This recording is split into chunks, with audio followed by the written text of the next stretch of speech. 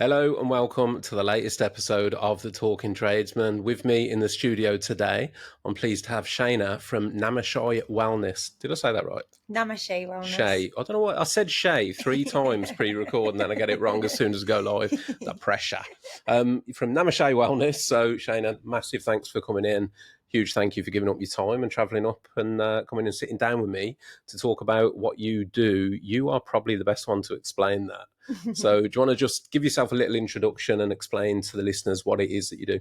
Yeah, sure. So my background in health and wellness all came from me being off the rails when I was a teenager. So I was very heavily into drugs from the age of 13, and I was really off the rails. So I was dabbling in cocaine, like lots of alcohol abuse from a super young age. And I grew up in kind of like a rough area. So anyway, I was in like this mode of mad self-destruction for about 5 or 6 years, was in trouble with police and all sorts because, I was just like a bit of a rebellious teenager. And then I was kicked out of my house at 16 years old. And for me, it was like I had been shown two pathways, either continue on the path of self-destruction or actually sort my shit out, And thankfully, I started to come across these videos on YouTube about meditation, and it just resonated with me. So anyway, after being kicked out, it was like I felt so much like hurt and abandonment from my mother, like, oh, she's left me. I felt so much resentment. And then I was in the area where it was just like about partying and getting absolutely off your nut all the time, who could send it the most into like self-destruction. Yeah. And a lot of us have come from that background, Do you know what? I mean, one thing to touch on just while you're on that subject, like the trades industry is rife with that. It's that like work hard, party hard thing. And I grew up through it, like all of my probably early 20s, mid 20s, maybe even late 20s. But it was like you drink to oblivion or you party to oblivion. It was never like, it was never healthy. No. Do you know what I mean? It was just all or nothing. But there was this culture of getting smashed. Yes. You weren't going for a drink. You were going to get smashed. Exactly. That was like a regular phrase. Let's go and get smashed. It was like, looking back now, I'm like, why the fuck would I ever do that? Yeah. I mean, I wouldn't ever take any of it back because without those lessons, I wouldn't be where I am today, But like, I guess through meditation, I started to just really connect with myself because I was so fascinated on the third eye and tapping into my intuition, Had you always had like an undertone of curiosity there? Because it just seems like a massive leap to me to go from like drink and drug culture to like really that like work on yourself with meditation. Like how did that like come about? Yeah, that's a good question, actually. It does go back to my parents. So thankfully, my parents are quite in touch with nature and they're a little bit hippie-ish, if you like, but they're still like ravers at the end of the day, So I had that balance of both worlds between my parents being mega ravers, but then also very connected to nature. But of course, they had their own struggles and they had me super young. So anyway, my mum and dad were probably like my best teachers, Like my mum has so much strength and she's such a beautiful woman, but she's experienced a lot of hardship in life, And I saw her struggling so much when I was growing up.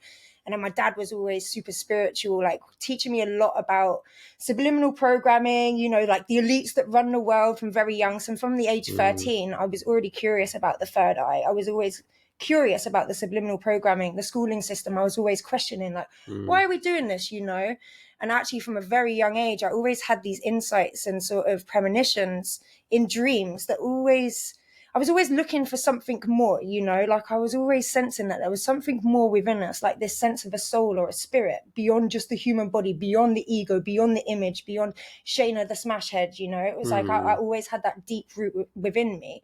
And I think it's the same for most people, It's like we all have that spark within us and it's just like we're trying to find our way home, So yeah, I had that teaching from my mum and dad and always very connected to nature. And nature for me is like such a huge teacher because when we sit and we observe the cycles of nature, it's like we start to become more aware of the natural cycles that take place within, Okay. So yeah, I guess it's a lot thanks to my mum and dad. Yeah, it makes a lot of sense. Yeah. I mean, with that in mind, it must have been a hell of a thing for your mum to decide that you had to go. Yes. Like for your own sake and probably for her sake at the time as well. But that must have been really, really traumatic for both of you, in fairness. Yeah, it was super traumatic at the time, but in that age, I was the victim. I'm the victim of my mum suffering. Like, how dare she do this to me, And my mum was going through her own struggles as well. She always had a very difficult life, But I guess through meditation and the fascination of the third eye and activating my higher consciousness from what I'd previously been taught about suppression of human consciousness from my dad and occult practices and stuff like that.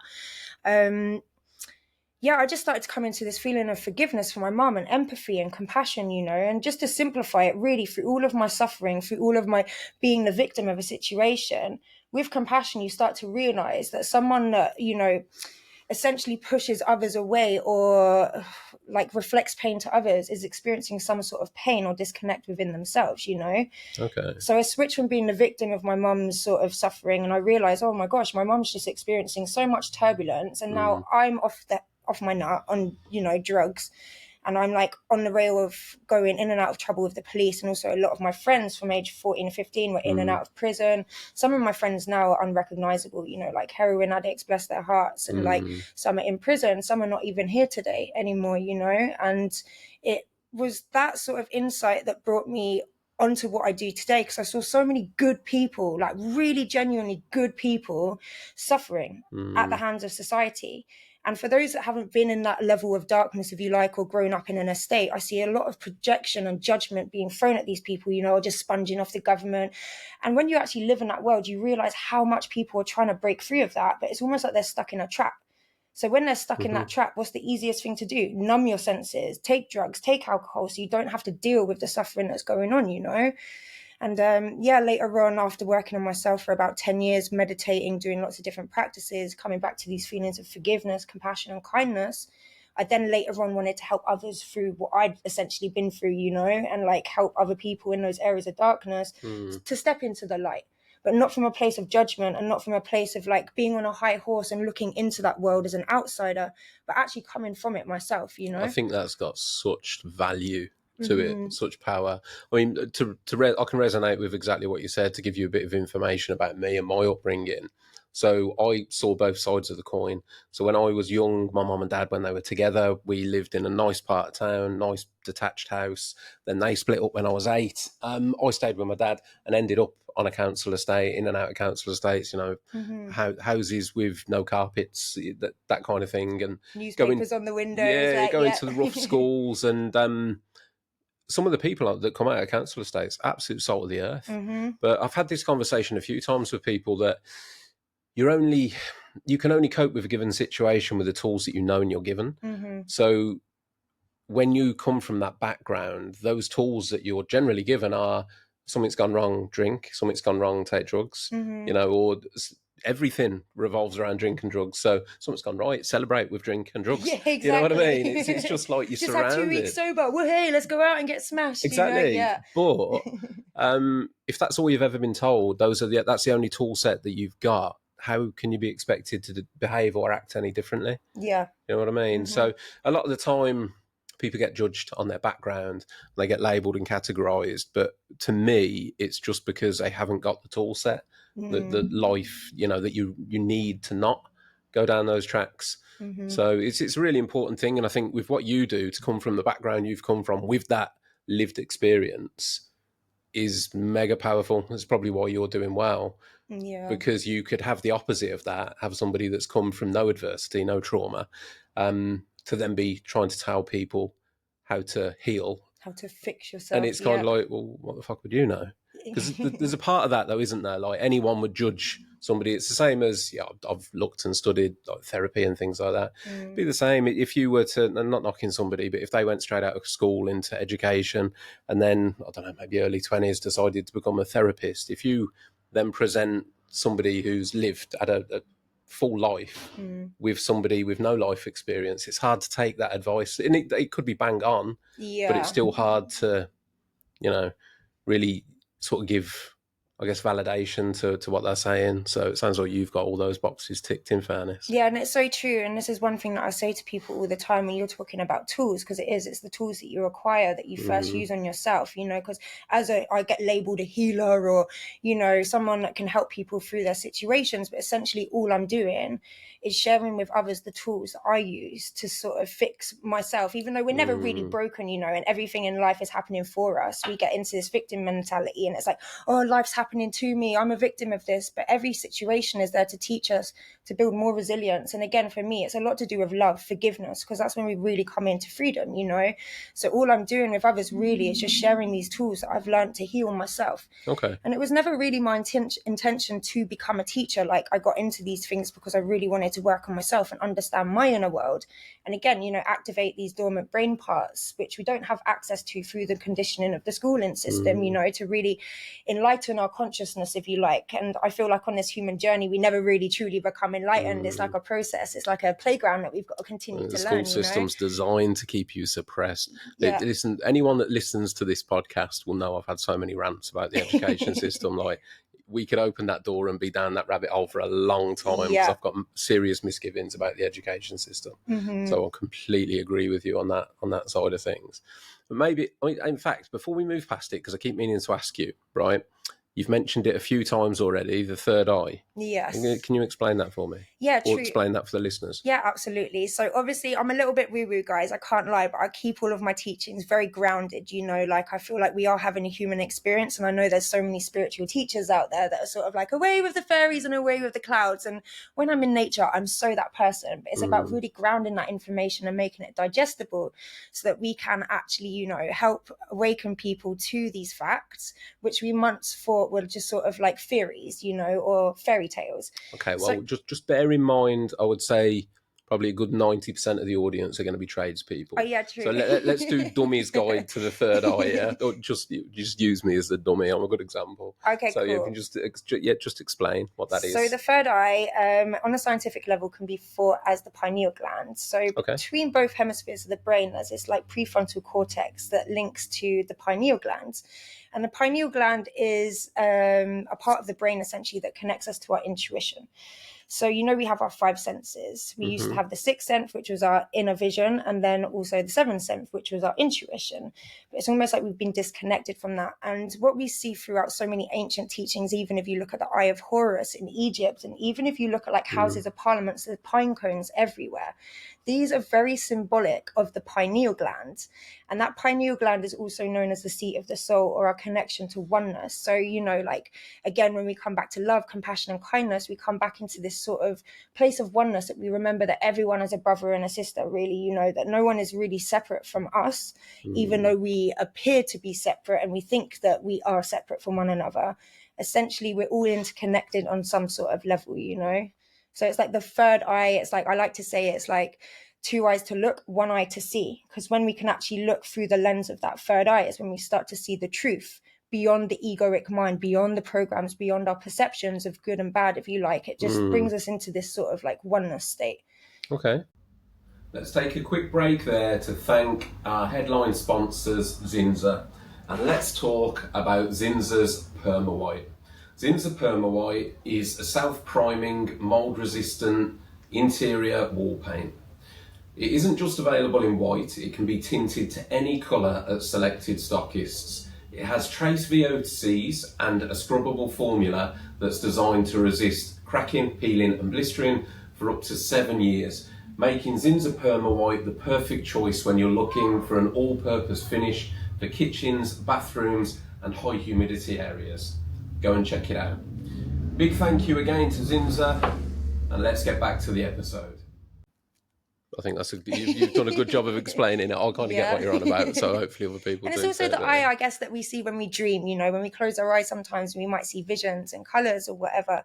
It's like that projection of the light that is within us, you know, because we all have light inside of us. It's just our actual eyes, when we look to the external world, are so limited in their perception. Yeah. Because we see only 5% of the light spectrum, and this is proven by science now as well. There's so much. God, who was I talking to? It might have even been Ria, you know. Big shout out, Ria, by the way, female. Ria, you're a legend, and so is Laura as well. Yeah, massive shout out to you guys. It might have been Ria I was talking to, but I was listening to something the other day, and it was talking about how much we can't see. And the best example that was given of that is like Wi-Fi.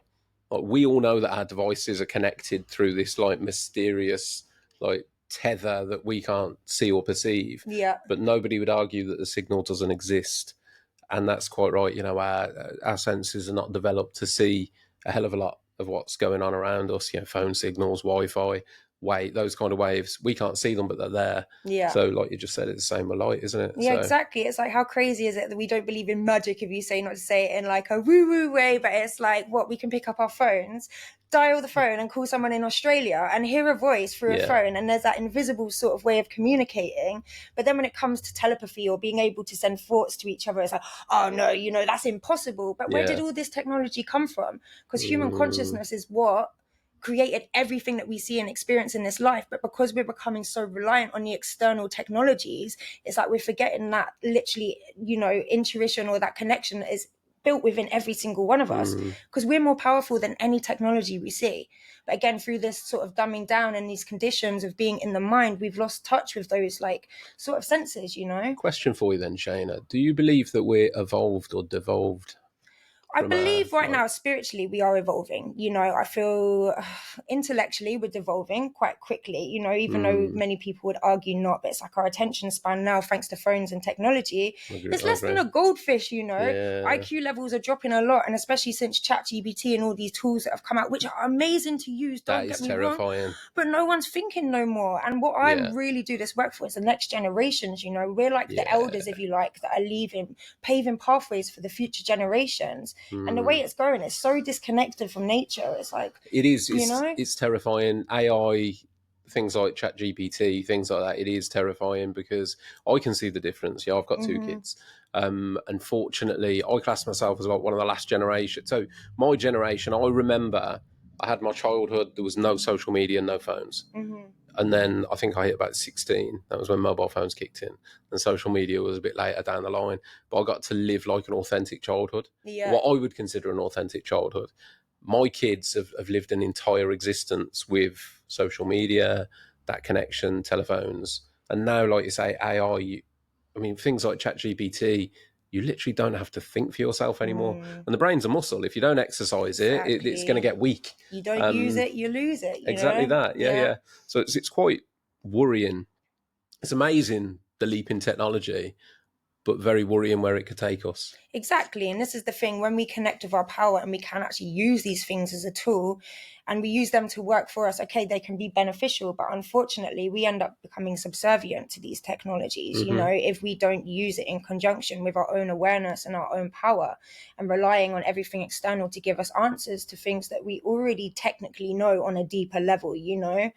So yeah, like technology, of course, it has its benefits, but I do feel like it's creating more dis-ease, and this is where illnesses are coming in, more dis-ease is coming in, because we're losing that connection. And I'm seeing people walking across each other in the streets, and it's like too fearful to even look at a bypasser or to say hello to a stranger, you know. And really, we know of like going back to our ancestors' days when everyone used to, you know, come together in tribes and build that connection. This is where we really used to feel that wholesomeness within, you know. But through that fear of even looking at, like I said a minute ago, every brother and sister, it's almost like we're becoming disconnected from ourselves on a deeper level as well.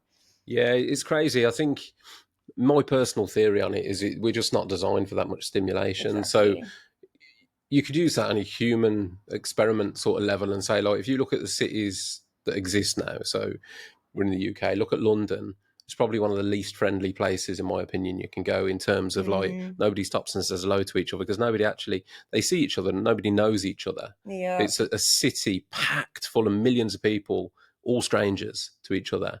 Yet you can come somewhere, say like here, where this town, everyone knows everyone's business, and you could walk up and down the high street and someone's probably going to say hello to you.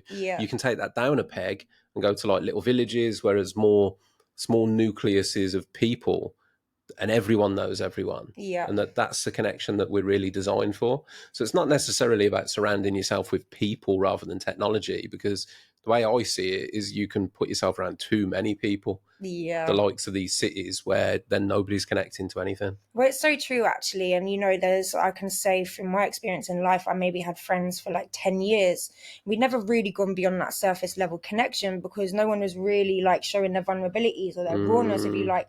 And then you can go into a situation or an environment where everyone's encouraged to peel back the layers, the mask, and to be that vulnerable self. And you end up making connections with people far deeper than you've known for 10 years in the space of a week, when you can actually peel back those masks. you know, which are all put there to protect us on some level, to protect our identity and to be seen in a way that we feel are not going to be judged or condemned or separated, you know.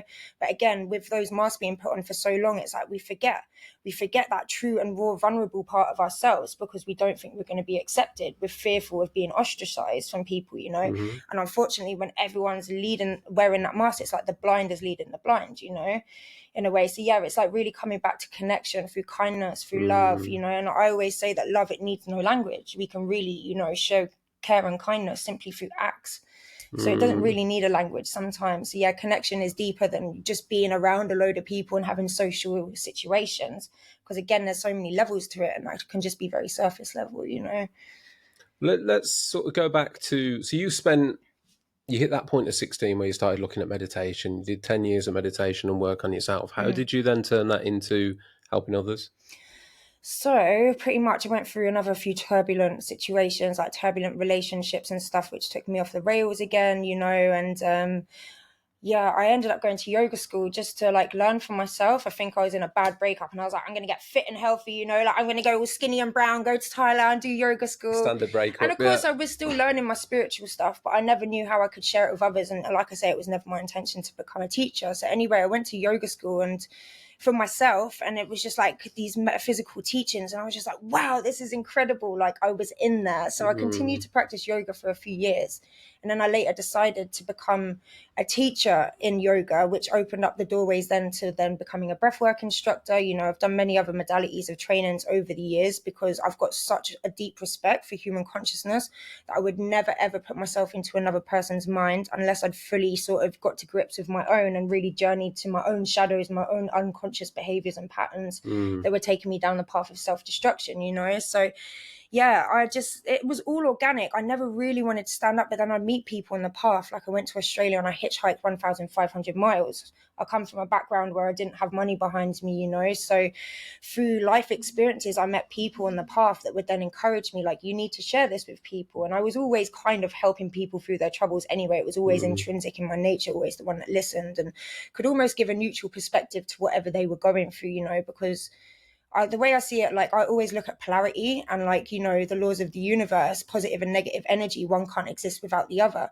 But we get so attached to one situation that we don't always see what is happening on the other side. So when we're going through something deeply negative, like I did with my mum, if you like, or with my partner, actually on the other side, I was becoming more aware and more compassionate and more loving. So yeah, through years of just doing crazy experiences, to be honest with you, I got kicked up the arse by a few people that were like, right, you need to go and teach now. And then I met someone called Niraj who was creating breath work with Wim Hof at the time. This was back in like 2017. When was it? 2016. So way before breath work and ice therapy had hit the market. But I knew about Wim Hof because I was so fascinated with superhuman consciousness and the ability to overcome the external world and stress by working on our internal world. And then I ended up meeting Niraj at this dinner table and he was creating the music track for Wim Hof. So anyway, I ended up doing this breath work with Niraj at the time, and I still wasn't teaching at this point. But oh my gosh, it was insane. Like I've worked with plant medicine and stuff as well. I actually done mushrooms when I was 13 for the first time on my own in nature, and that gave me the most profound insights. You know, I was like, wow, this is crazy. But obviously there's so much stigma around plant medicine, and as much as I would have been like, everyone needs to do plant medicine, like it brings you back to your heart, and it just isn't something that's going to be, you know, relayed to everyone. So anyway, when I'd done this breathwork practice with Niraj, like honestly, after trying to work on my third eye for many years, I'd done this one session with him, and going into it, it was so funny because he's like, yeah, this is going to be really intense. I'm thinking, yeah, all right, mate, what we're going to do, some breathing, like I've done acid, I've done mushrooms, you know, all with respect. My mum and dad raised me with a lot of awareness, with respect for plant medicines. Like they really do need to be used ceremonially and with someone that can protect the space, because we're going into spiritual dimensions when we're doing that. So just to clarify, like plant medicines, we're talking about mushrooms. Yeah. I mean, I did smoke weed a lot when I was growing up, to be honest with you, but that was more because I'm a very high energy person. So at the end of the day, it would just sort of slow me down and bring me down. To be fair, like I'm really interested in the whole like psilocybin mushroom therapy, that kind of thing. So yeah, I've personally, like hands up, I've tried mushrooms twice. Yeah. Both been really positive experiences, but small doses. I've never gone like high, like I've never gone fully in, as it were. But I'd be interested to be fair. I've sort of, it's one of those, I live such a busy life, but I've looked into things like, you know, the ayahuasca and stuff like that. And I've read up, I do a lot of reading, I do a lot of research. I've always personally, drugs have always terrified me. So never been a drug person. First time I ever touched drugs, I was 31. I was in Mexico and I had a joint, but I drunk from a very early age. So I say I haven't done drugs, alcohol's a drug. I've been, I was exposed to that from a young age. My dad's a drinker. And Christ, I look back now, it's really bad, but he used to buy me alcohol on the way back from the pub at 10. Yeah. So I'd go home and start drinking. So I was used to drinking. That was enough for me. Grew up around it. I had mates that were heavily involved in various things of serious levels. I always had this, I say irrational fear. It's probably a sensible fear. I always felt that it would kill me. I always felt that I'd be that one that if I did a line of coke, it'd be a bad line of coke and I'd die. Do you know what I mean? I don't know where that's come from. But protective spirits, there you go, guiding you in the right way, mate. I've always had that. Yeah. But the mushroom sort of situation, you'll be so much more educated than me. But my view on it is, it goes back to, it was one of the American presidents, wasn't it, that outlawed or made it a Class A drug, and it's all to do with pharmaceutical companies and protecting their profit margins and all that kind of thing, because its healing properties are vast when administered correctly. I know there's a lot of research now in a few countries. I think America and there's a couple of others that are doing a lot of psilocybin research for PTSD. Yeah, PTSD, so I'm sure you anxiety, depression. I've actually held some mushroom ceremonies myself, but just to be clear on that, guys, you do not need plant medicine. Honestly, coming back to meditation and breath work are the most powerful ways. And honestly, with plant medicine, again, you're stepping into the world of polarities. So there's a lot of energies that exist beyond this realm, light and dark. So when we're doing mushrooms, again, if you're not with someone that can actually hold that space, it can leave you in a worse position than you were before if it's not with the right intentions, if it's not done in a ceremonial way for those medicinal healing properties. But obviously it is something that comes from the earth. So of course it is something that is provided to us to help us awaken those parts of the brain. When you say ceremonial, again, I'm just going to push you to sort of explain a little bit more. Yeah, please do. Ask any question. So I kind of know a little bit because I've looked in. So I'm going to ask it from an ignorant perspective, because there will be other people listening going, I know there'll be people talking about ceremonies and they'll probably be thinking ceremony. Well, I don't so when I say when we go spiritual ceremony, in my head, I'm thinking people sat around either what's the word? Not humming, making noise. I don't know. Chanting. Chanting. Yeah. Is that actually what it is in terms of, is that what a ceremony is? Well, I guess a ceremony could be explained as, it's not a cult, don't worry. We're not going in and doing weird voodoo shit or any occult practices. For me, that's a big, none of that weird stuff. So for me, ceremony is more just setting up a sacred or safe space. Okay. Where the space holders, myself and another girl that I work with, we would set that space and make sure that it's protected, because when people are taking mushrooms, they're opening themselves up spiritually. So it's almost like you're having to, just open the space with intention. So you go into a room and you're all sat in a circle, and then the space holders will sort of open up with a prayer of protection, if you like. To put it simply, it's like a prayer to protect the space, to make sure that everyone is able to journey into the depths of themselves without any fear. Because sometimes we got to go into those unconscious sort of, darknesses within the self, or the demons, the negative emotions, if you like. And it's all about creating that safe and sacred space so they're able to journey into that, so they can actually sort of alchemize or transmute the darkness into light, So if the ceremonial space or, sort of safe space isn't correctly held, then it's almost like that darkness can become super fearful, and then it can take people into trauma or then into psychosis, because we are going into the psyche and we are altering the state of consciousness. So it's got to be such a level of responsibility when you're doing this to make sure that people are having the most harmonious journeys, And do you go, just to ask how it works, if you were to say, right, take me, so I want to go, do you know what, Shaina, I've listened to you today and I think that sounds like something I'm interested in exploring. What would be step one?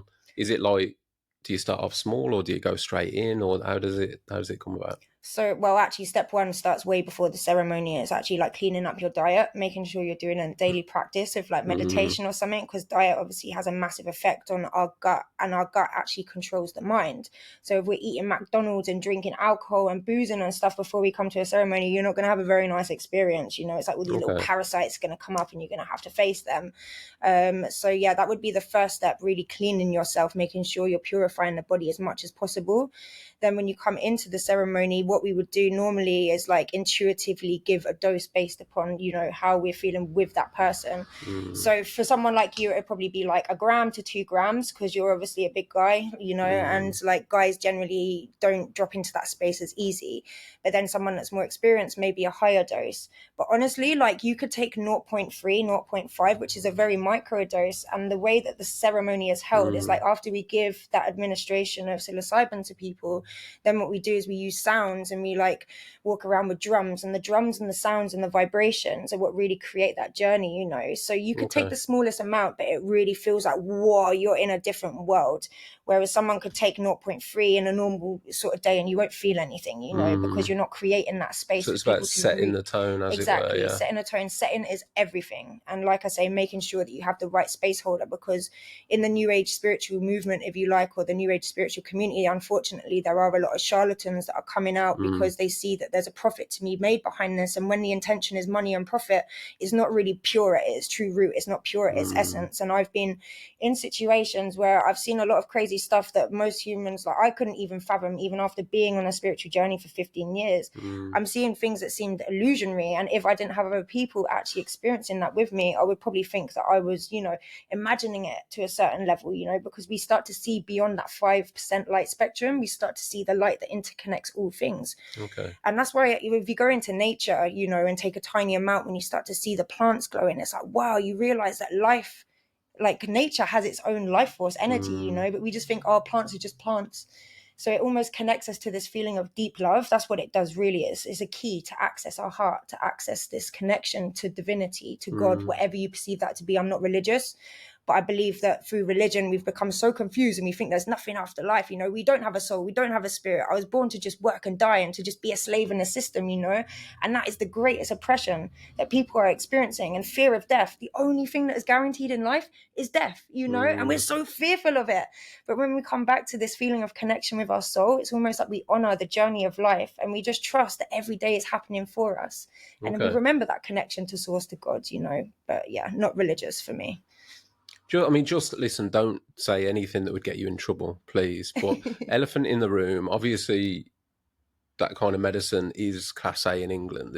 These retreats, are they like outside of the UK? Yeah, have been outside of the UK, yeah. And I'm not really doing them now because, like I say, there's a lot of spiritual warfare going on. A ceremony will wipe me out for 2 or 3 weeks, to be honest with you.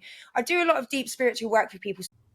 Let's take a quick break there to thank this episode's sponsors, Brewers Decorators Centres.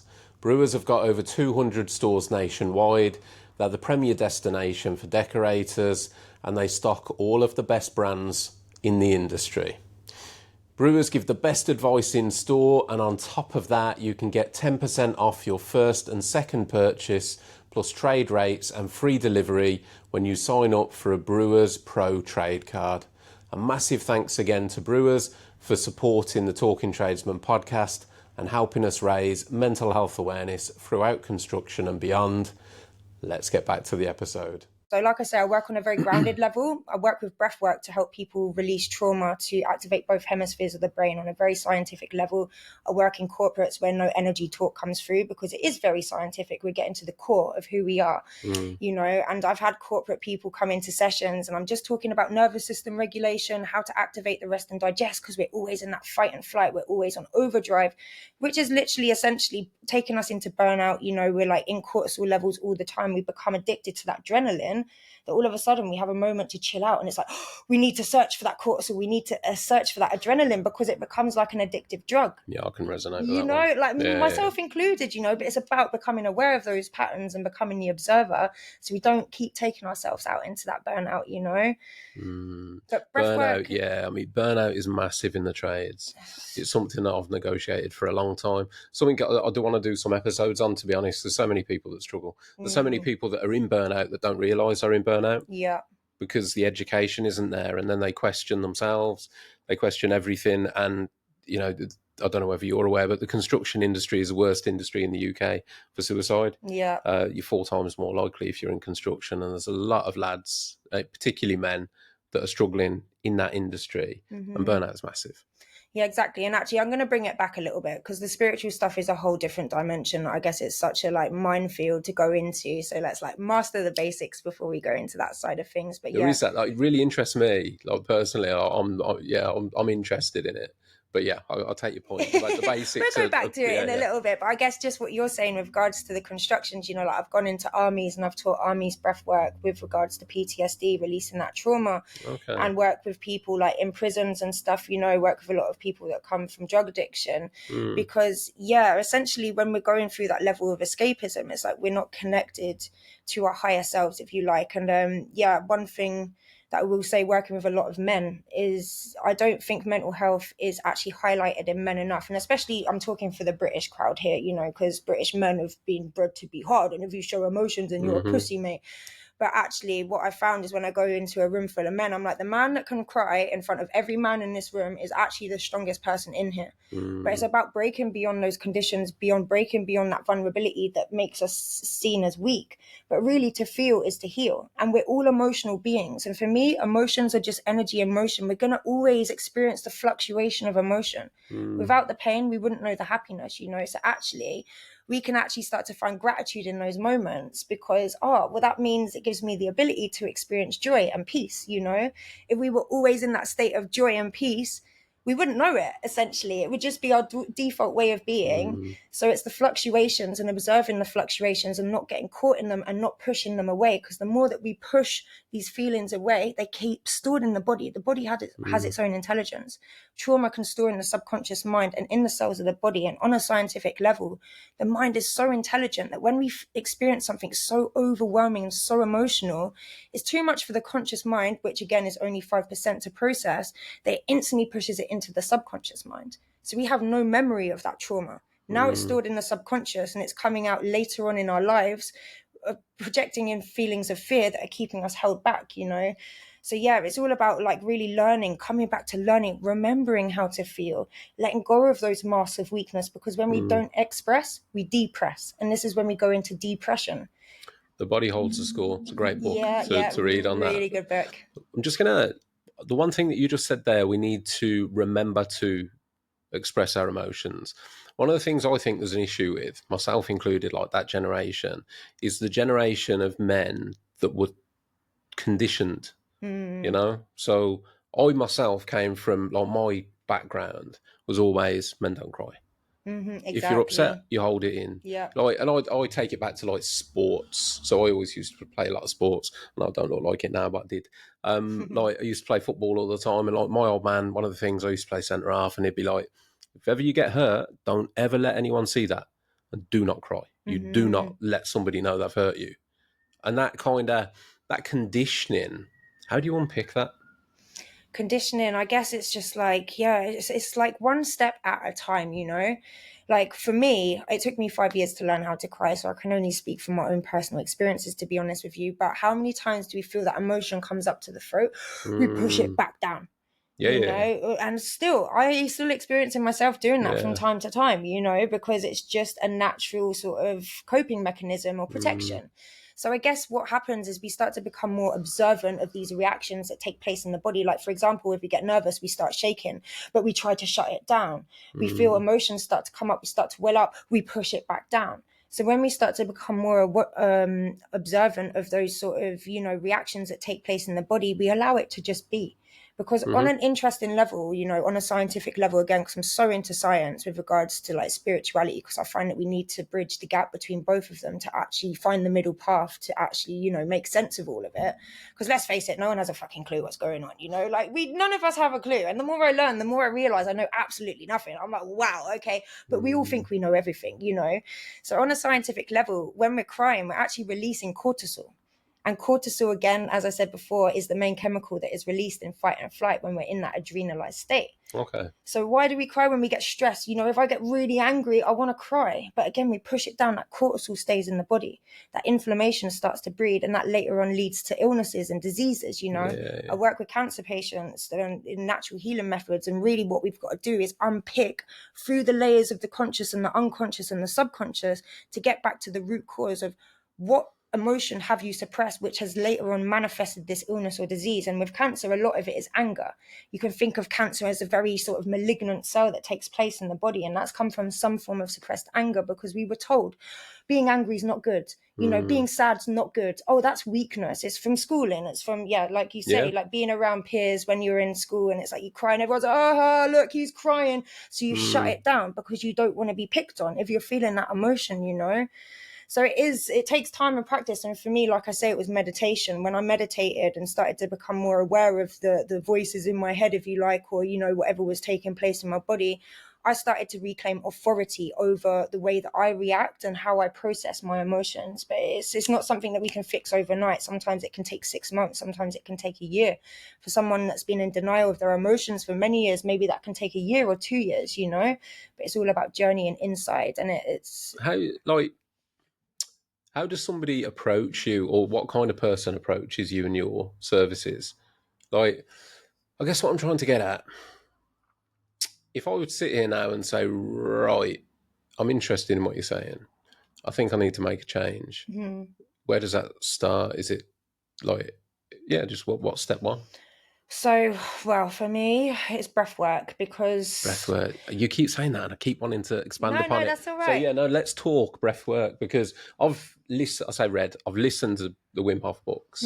And obviously he talks a lot about breath work and the incredible things that man has achieved through breath work, and some of the things like taking the people up to, was it Everest he did? Yeah. When they, the cold water therapy and stuff like that. I mean, cold water therapy, I think, is very on trend at the moment. Like everyone seems to be delving into that.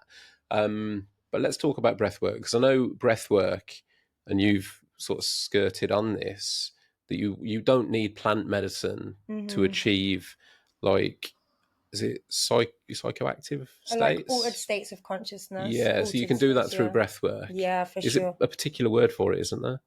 Particular type of breath work? There's a lot of different types out there at the moment. The one that I teach is Soma breath, and also conscious connected breath. So Soma, for me, like Niraj, the guy I was telling you about a minute ago that was making the music for Wim Hof at the time, he was actually a pharmacist. So he healed his own Crohn's disease through doing these different methods, you know, and over time he was then like, I'm going to create this modality to share it out with others. So just a name drop as well. The first person I'd done my ice bath with was Wim Hof, and he was nuts. He's like, you don't need drugs, you are drugs, like you're standing your power. And this was the time that I was just stepping into yoga teacher, you know. Really? And I was like, oh my gosh, do I need to be all like quiet and calm now? Because it is not me, as you can probably tell. And then I met people like Wim Hof. He's like, fuck yeah. I was like, oh my gosh, this guy's a legend, literally. And I ended up going to dinner with him and his family after the event back in, I think, 2018 or something, because I was helping with Niraj. And he was on the table like, bottle of wine. I was like, oh my gosh, this guy is absolutely hilarious. But yeah, with the breathwork stuff, it's been proven time and time again to really heal us on a deep cellular level. And I actually done studies for Cambridge University, I think 2 or 3 years ago, I can't remember the time frame, but they put brain scanners on us, and they ended up like showing that we can get into the same state as we take psychedelics simply from doing breathing. Okay. And obviously all of our ancestors, everyone breathes, right? But we don't breathe properly. Seriously, it's insane. Shaina, that was going to be my next thing, because there'll be people listening going, well, breath work is just breathing, and I do that. Yeah, like everyone today, breathes, you know, I'm alive. Like... yeah. So explain what breath work is rather than just breath. Yeah, okay. So breath work, I guess, is like doing controlled breathing rhythms. So for example, like I'll break down a few examples. So for someone that's in fight and flight all the time, which is 98% of humanity, it's like to actually make that switch and take control of our nervous system from being in that fight and flight into rest and digest. And this has again been proven in real time. All we need to do is breathe in for the count of 2, out for the count of 4. So when you extend your exhales for twice the amount of your inhale, and you do this for 5 minutes, you can measure it with apparatus HRV straps on yourself and watch it. Yeah. You can see that you switch from being in that fight and flight into the rest and digest. But many of us are mouth breathers. And if you actually type in mouth breather to Google, it comes up with a stupid person. Because when we're breathing in through the mouth, we're generally breathing quite shallow and into the chest. And again, with the receptors for fight and flight, the receptors for fight and flight are in the chest. And we can think of soldiers puffed up at the chest in the front line. They're ready for war. They're in that sort of primal state, ready to go to battle. And then we think of Buddha, for example, who's breathing into the belly, depicted as this very large man, but is rather a sort of, moral compass to say, breathe into the belly. When we're breathing into the belly, we're actually activating the receptors for rest and digest. So because we are always in this chaotic sort of environment, naturally our breath starts to mirror the environment that we're in. And we start to breathe. We're breathing like this all the time, which is then keeping the body in stress, So what we want to do is learn to breathe correctly. And trust me, at 25, when I was learning to breathe, I've said this on a podcast before, I was absolutely mortified. I was like, what do I need to learn to breathe for? I'm breathing. And especially as someone that's already a yoga teacher, I was like, come on. But then actually, when I was learning to breathe correctly, I was like, oh my gosh, I'm mortified. How have I made it this far? Seriously. So breathing in through the nose, it actually has a completely different effect on the nervous system. We're slowing down the volume of breath that comes into the body, which allows more time for the oxygen that is being brought into the bloodstream to be absorbed into the places that really need it. Because when you leave metal exposed to oxygen for a long period of time, it starts to rust, it starts to deteriorate. What happens when we're breathing through the mouth and shallow all the time is we're bringing a lot of oxygen into the body, but we're never really letting go of what we're breathing in. So we become very oxygen rich, which leads to oxidative stress, which starts to deteriorate the tissues and the cells and even damage our DNA over time. So we age far quicker than we're supposed to, I believe that we're living the longest we have, maybe in the last, maybe 10 generations or whatever, to be true. But before that, I don't believe so. There's no way. We're seeing people become very sick and unhealthy and sometimes like 30s, 40s now, and we can literally alter so many health conditions with correct breathing. There's over 200 health conditions linked to dysfunctional breathing habits. And if you think of ocean waves, everything is rhythmic, right? Our breaths, we take in a breath, we hold, it's always inconsistent and out of rhythm. And if you think of the breath as the driver of this vehicle, the main thing that keeps the immune system and the nervous system operating in this rhythmic fashion, if the breath is all over the place, then naturally everything inside of the body starts to go out of whack. Everything goes, into misalignment. So this is why for me, the breath is one of the most powerful tools that I share with people. And I've taught thousands of people since, the last 6 years. And for me, it was when COVID came, because I was like, cardiovascular related illnesses. So I was just on a mission to awaken everyone to the breath. I was doing online sessions every single day. I wasn't charging a penny. It was like, honestly, just this drive that came through me, like, I need to help people with the science, the science of the nervous system, reclaiming ownership of actually controlling our nervous system at will, which we can do, but we've just lost touch with that. So that's one thing, the in for 2, out for 4. And then we can use other breathing rhythms like breathing in for 2 and out for 2, or in for 1 and out for 1 to create these states of energy. So I work with athletes to enhance their performance, their endurance and muscle recovery after as well. Or we can do very slow breathing, which takes us into this sort of lucid dreamlike state and really brings us into this like calm, softened state. And all the sessions I teach, I create with music. So there's lots of different binaural beats and frequencies, which again allow us to sink deeper into the guidance. We're not thinking, because meditation's like, oh, I can't sit in stillness, I'm thinking. People get frustrated, even though meditation is the most powerful exercise you can do, but people just can't even fathom it because we don't know how to sit in our own heads for like 10 seconds, But breath is still like, we're following guidance, we're still doing, if you like, but we're able to soften into that guidance and come back into rhythm with everything. There's so much science behind it. I could bang on for hours, honestly, but it is profound, like the transformations I've seen. I think I'm just realising that I know absolutely fuck all. Do you know, like, I love knowledge anyway, so I love learning new things. I've kind of touched on a lot of things, I guess, but not really become an expert in anything. Sort of like little scratches of the surface here and there. Well, you've but created this, so you're amazing at what you do, Come on. But all the stuff that you're talking about really interests me, and I really got into a lot of it a while ago, and then life has come back in, took over, and I've kind of put it on the shelf. But having this conversation with you now is sort of reinvigorating that interest in everything that you're saying. And like you say, like, listen, I'm again a great example.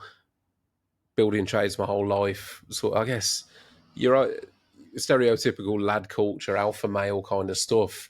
All of that you've just mentioned, I would have just gone, Yeah, hippie stuff. Yeah, You know what I right. mean? But completely wrong. Like, for the record now, I'm completely wrong.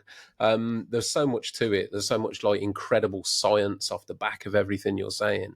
hmm Why do you think we're not educated in it?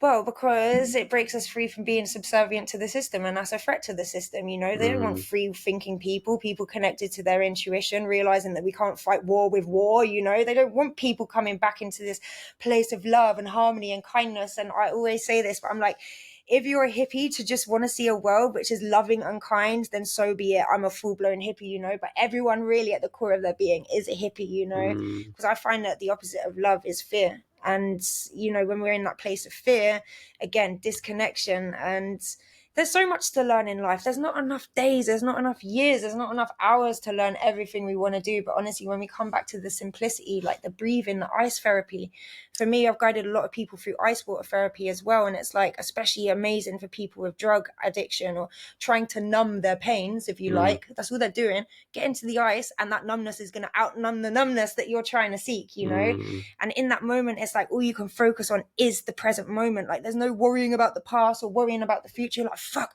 I'm freezing. Like, how am I going to get through this, But all we can do in that moment is focus on the breath, come back to that stillness, that moment, that present moment, Okay, so listen, big shout out to Danny Madden. He'll be tuning. I'll clip this just for him.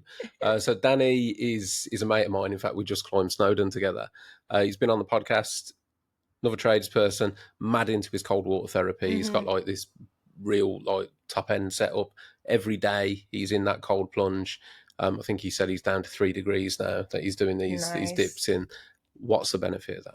Benefit of it is, well, again, on a scientific level, we're like releasing so many endorphins, dopamines, serotonins, all of these chemicals that make us feel excited and high on life. And it gives us such a rush afterwards that it makes us so mentally resilient, because many people won't get into the ice because of the program and the condition from my grandma on a cold day.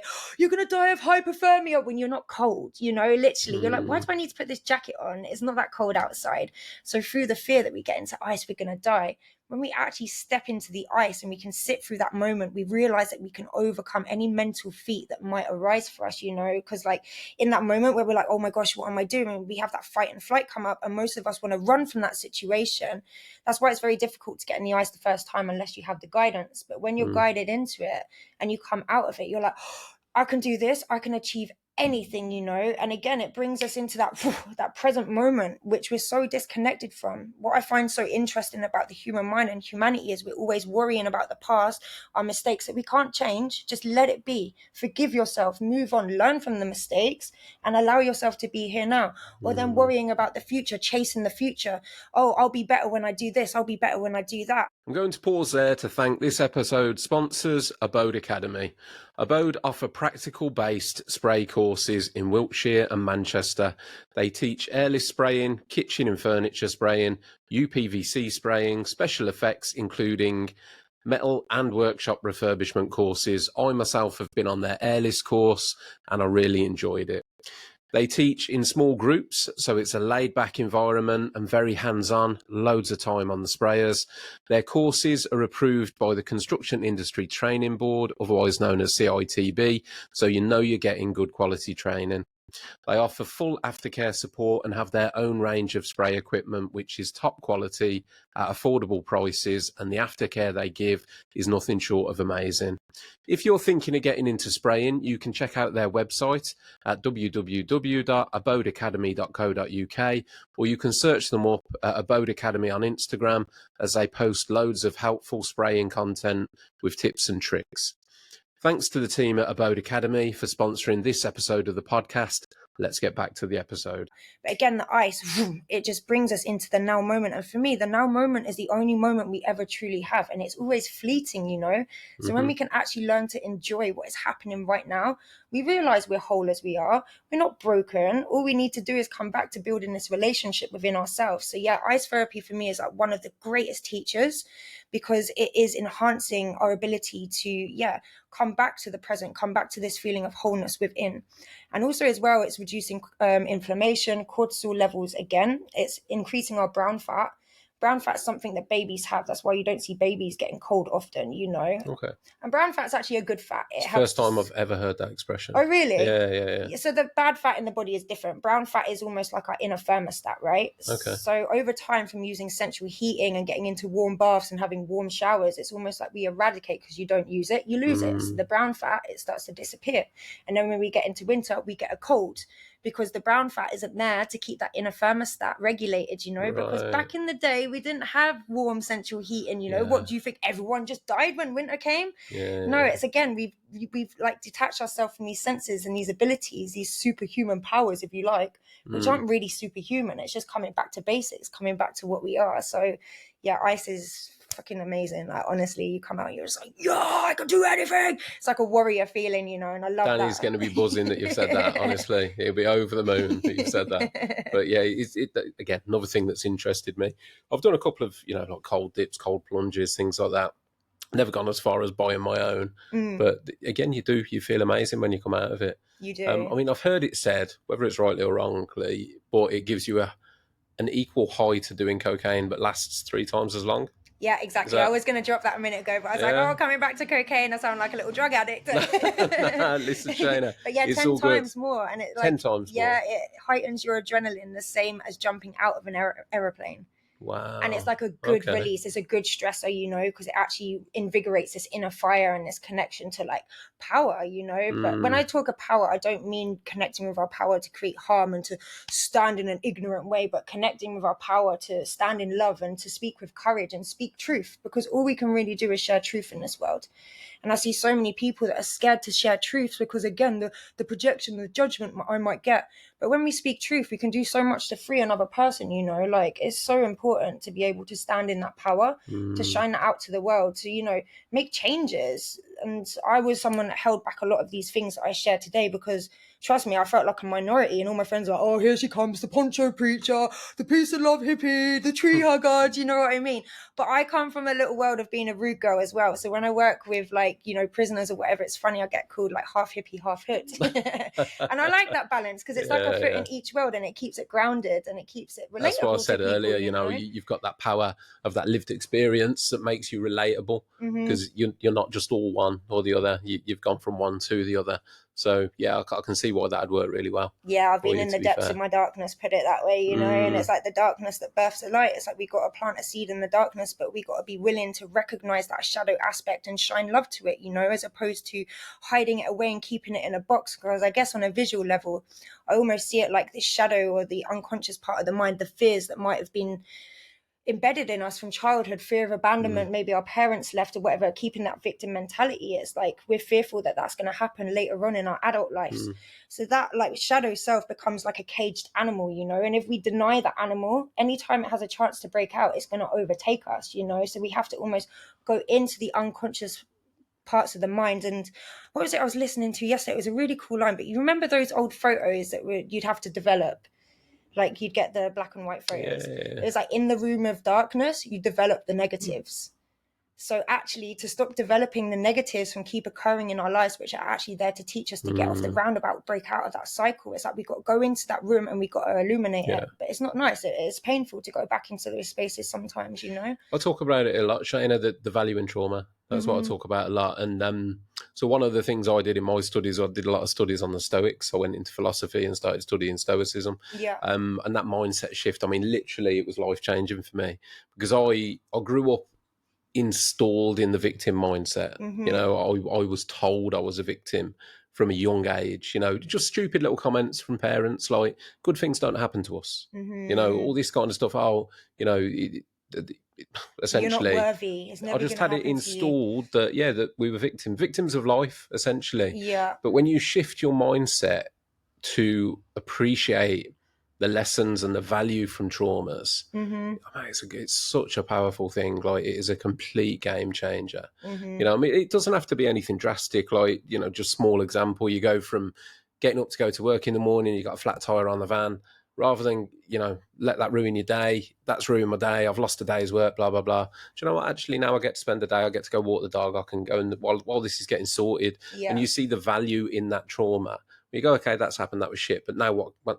now what new opportunity has that given me? Yeah, it's like, fuck it. Like one of my favorite mantras is fuck it. And with love, like, fuck them. It doesn't matter what anyone thinks, as long as you're living from a place of truth and love within yourself. It doesn't matter, because you start to ignite that authenticity in the people around you as well, I'll ask you a question. What made, because you seem very, you've got to know yourself really, really well. Mm-hmm. What made you, rather than just, I guess, sort of sail off into the sunset and enjoy your life, what made you want to help others?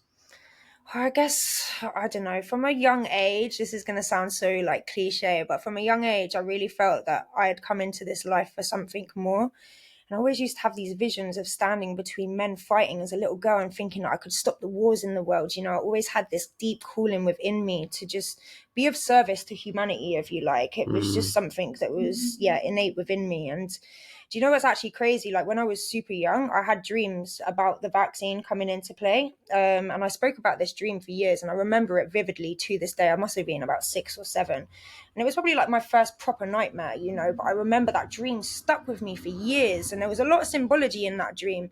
And obviously, I'm 8. I don't know anything that's going on with regards to, the darkness in the world or the elites or those trying to suppress us. I was 8 years old. So then anyway, when COVID came in, it was this is the moment. This is what I'm here for. And ironically, that is when I just qualified as a breathwork instructor, even though I'd already been teaching people yoga for years because I was too scared to stand up and talk. So I was doing it unconsciously through stretching. So yeah, when COVID came, I was like, this is the time, this is really the time. And it was almost again, a force of connection to divine, whatever you call it. It was this power just came through me to just be in service to humanity, because I've always seen that we are all one. And when we see another person suffering, we feel it on some level, we're all empathetic beings, but we switch down those senses. So when we're connected to ourselves, if you like, our higher selves, our soul, our spirit, we never want to see another person going through suffering. And we experience so much suffering in the world, the way humans treat the world, even nature. For me, it's crazy, and for someone that is really connected, this is why I always talk about connection to ourselves, connection to love. We don't become unconscious in our ways of being. And as a collective, I'm pretty sure we can see that, our ways of being aren't really serving the good of humanity and nature. And I do believe that it's all happening the way it's supposed to. I do believe that we're going to shift into a more enlightened consciousness where people remember that connection to one another and nature, of course. So it's not all doom and gloom. Do you think that's where we're heading as a whole? I do, but I feel like we're going through a bit of a purge of darkness right now. It's all this shit is being shown to us, even what is being shown on media with the whole P. Diddy thing, I've known about this stuff for a long time, but you don't want to talk about it because you don't want to invoke fear. And the thing is, people just deny that side of things so much that instantly go into cognitive dissonance because we don't want to face some of the horrible things that happen in the world. But turning a blind eye to it and pretending it's not there almost enables it to continue, Out of interest, we mentioned it a few times, but not really delved into. What was your view on COVID and the vaccines? Oh God, I don't want to get in trouble here, but most people know anyway. I've been shadow banned on the internet for years. And listen, I just want to say off the back of that, absolutely no judgment on anyone that was led by fear into those situations, because I totally understand that people were unconsciously misled through fear and manipulation.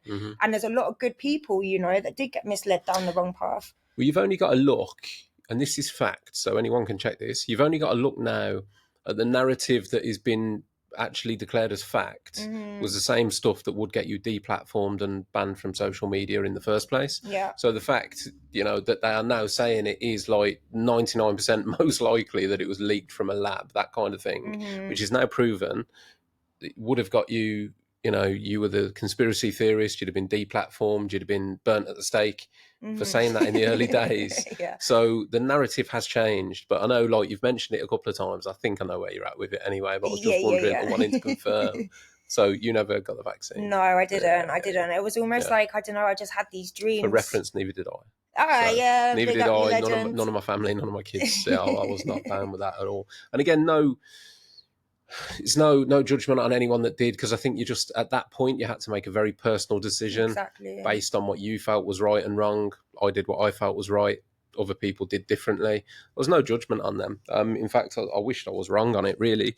But yeah. Exactly. And that's the thing. It's about, just being kind to everyone, because I know so many people that were like anti-vax and on that movement are then condemning everyone that got the vaccine. I'm like, you're still feeding into their game of separation. Like, you can't fight fire with fire. You can't feed into separation and division, because divide and conquer.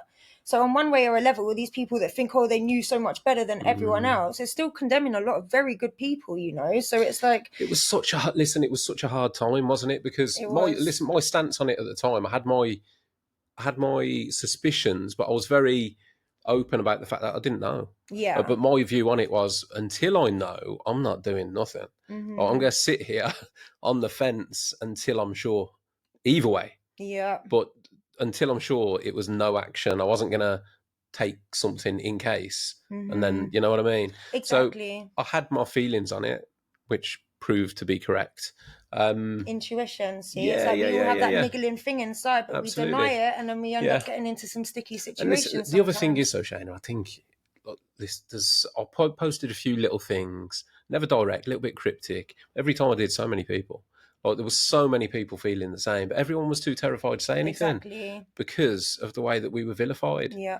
You know, I mean, you've only got to look at what they did, like flipping it in a week from let's all be neighbours and stand outside banging pots and pans like a twat on a Tuesday. I know. And the following week, it was like, grass your neighbour up. You know, ring this number if you suspect they've done something. And everyone was just, you know, dancing to the tune that was being played. Unfortunately, it was quite scary. It was a scary social experiment. Well, it's like it was a social experiment, and I do believe that was preparation for some more hurdles we're going to face in the coming years, you know. But another example of that is like when we go into fear, the prefrontal cortex, it shuts down. We go into that amygdala, fight and flight. So it's so easy for us to be controlled. You know, the news is a lot of propaganda bullshit. It's part of human nature as well. Are you familiar with Stanley Milgram? I'm not sure. Okay, so he did you might have heard of his experiment if you haven't heard of his name. He did a really famous experiment. It was based around authoritarianism. Is that what, right? Yeah. Authoritarianism. yeah. And he was researching how the Nazi Party got away with things like concentration camps. Like, how did that happen? How did a whole nation sort of not revolt at that? And he did an experiment where it was a setup, really. You'd never get away with it now because like moral ethics codes on experimentation wouldn't allow it. But he got, make this as short as possible. So Stanley Milgram, he got a control group of people that were completely unaware of why they were there, and they were paired up with an actor. And what they were told was it was going to be drawn at random, that one person would ask questions and another person would have to answer the questions. If they got the question wrong, they would get a small electric shock building up from, is this ringing any bells? Yeah, somewhere. Building up from like very, very slight all the way to 20 or 25, whatever. But essentially what they were told was that the final shocks were like lethal dose. But they separated the people. So it was always rigged that the person that was unaware of what was going on was always the one answering the questions. They were never the one getting the shocks. That never happened. It was all set up. But they then took the person that in theory was getting shocked, put them in another room, and then they played audio through some speakers. So it started off like they'd ask them a question, they'd answer wrong deliberately, and there'd be a chap, the control, like professory bloke in a white suit would stand there and go, right, okay, press the shock. And they'd do it, and it'd be like, ow, ow, ow. And it got to the point where the person was screaming and sort of going, I want to stop this now. This is really hurting, blah, blah, blah. And it was still getting, right, okay, well, you got to answer this question. They'd get it wrong, and they'd say, right, okay, press a button. And they ran the experiment to see how far a person would go merely by instruction. So the authority was telling that person, yeah, press a button. Yeah. And there were cases, it was all recorded, there were cases where people had turned around to the person in the white coat and go, look, they sound like they're really in pain, but should I carry on? And the lab person would just simply respond, press a button. And it was some huge percentage got to the point where they delivered what was meant to be a fatal shock just by being told, just people off the street. But the percentage, it was something like 70% of participants would have delivered a fatal electric shock to somebody just because they were told to do so. Exactly, yeah. And that's authoritarianism. And most people have a high authoritarian sort of complex. We look for security, we look for authority. And if somebody in a perceived position of authority tells you to do something, most people will do it. Yeah. Regardless of whether that actually is against your moral code, your ethics. It's because, yeah, but he told me to do so and he's in charge. And to me, that whole period in our recent history was this huge social experiment where it was like, because some of the stuff they told people to do was just plain stupidity. Yeah. I'm sorry, like facts. Yeah, Some of it was yeah. plain stupidity and people did it. You know, like the mask wearing thing of, you can keep it off outside, but you got to put it on to walk into a restaurant. Then you can take it off at the table, then put it on to go to the toilet, then take it off at the table. Like, it literally made no sense. Yet yeah. people did it because they were told to do so. And that's a concern. I know that is a You know? concern, and it's interesting you're saying that, because in the moments that we give authority to someone else, we're actually giving our power away, and then we become a victim to their instruction, you know. So this is why I talk about connecting with your higher self, connecting with your power, because no matter what someone tries to tell you, if you know it's wrong on your internal compass, you're not going to adhere to that. And I'm seeing so many people that will just blindly follow instructions, like you're saying, because they're not taking authority over their own sort of consciousness and their own sort of connection to themselves. And the interesting thing with that is like, you know, a lot of these people in control, it's like, we have free will, we have the power to choose. Do we though? I feel like we do. I feel like we do. But I feel like through the conditions, we've forgotten our free will. So it's like we don't realize we have free will until we know we have free will, you know. So it's almost like removing again those conditions to remember that we can make a choice. Do we all have free will? I think so. For example, that experiment showed that it was like 70% had strong traits of the authoritarian personality complex, which links to, as you know, they tend to be the people that will go into job roles where they seek authority. So, you know, the armed forces, police, things like that. I mean, you know, a lot of respect for the armed forces, but you look at that whole model of join the armed forces, fight for your country. They're literally turned into a weapon and pointed at someone and told, go and do that there. Like, you're told not to question it, do it, you know. And you've only got to look back at many instances of like local recent history where there were atrocities committed under orders of somebody further up the chain. Now, do we all have free will, or are we actually biologically sort of in a position where most people don't?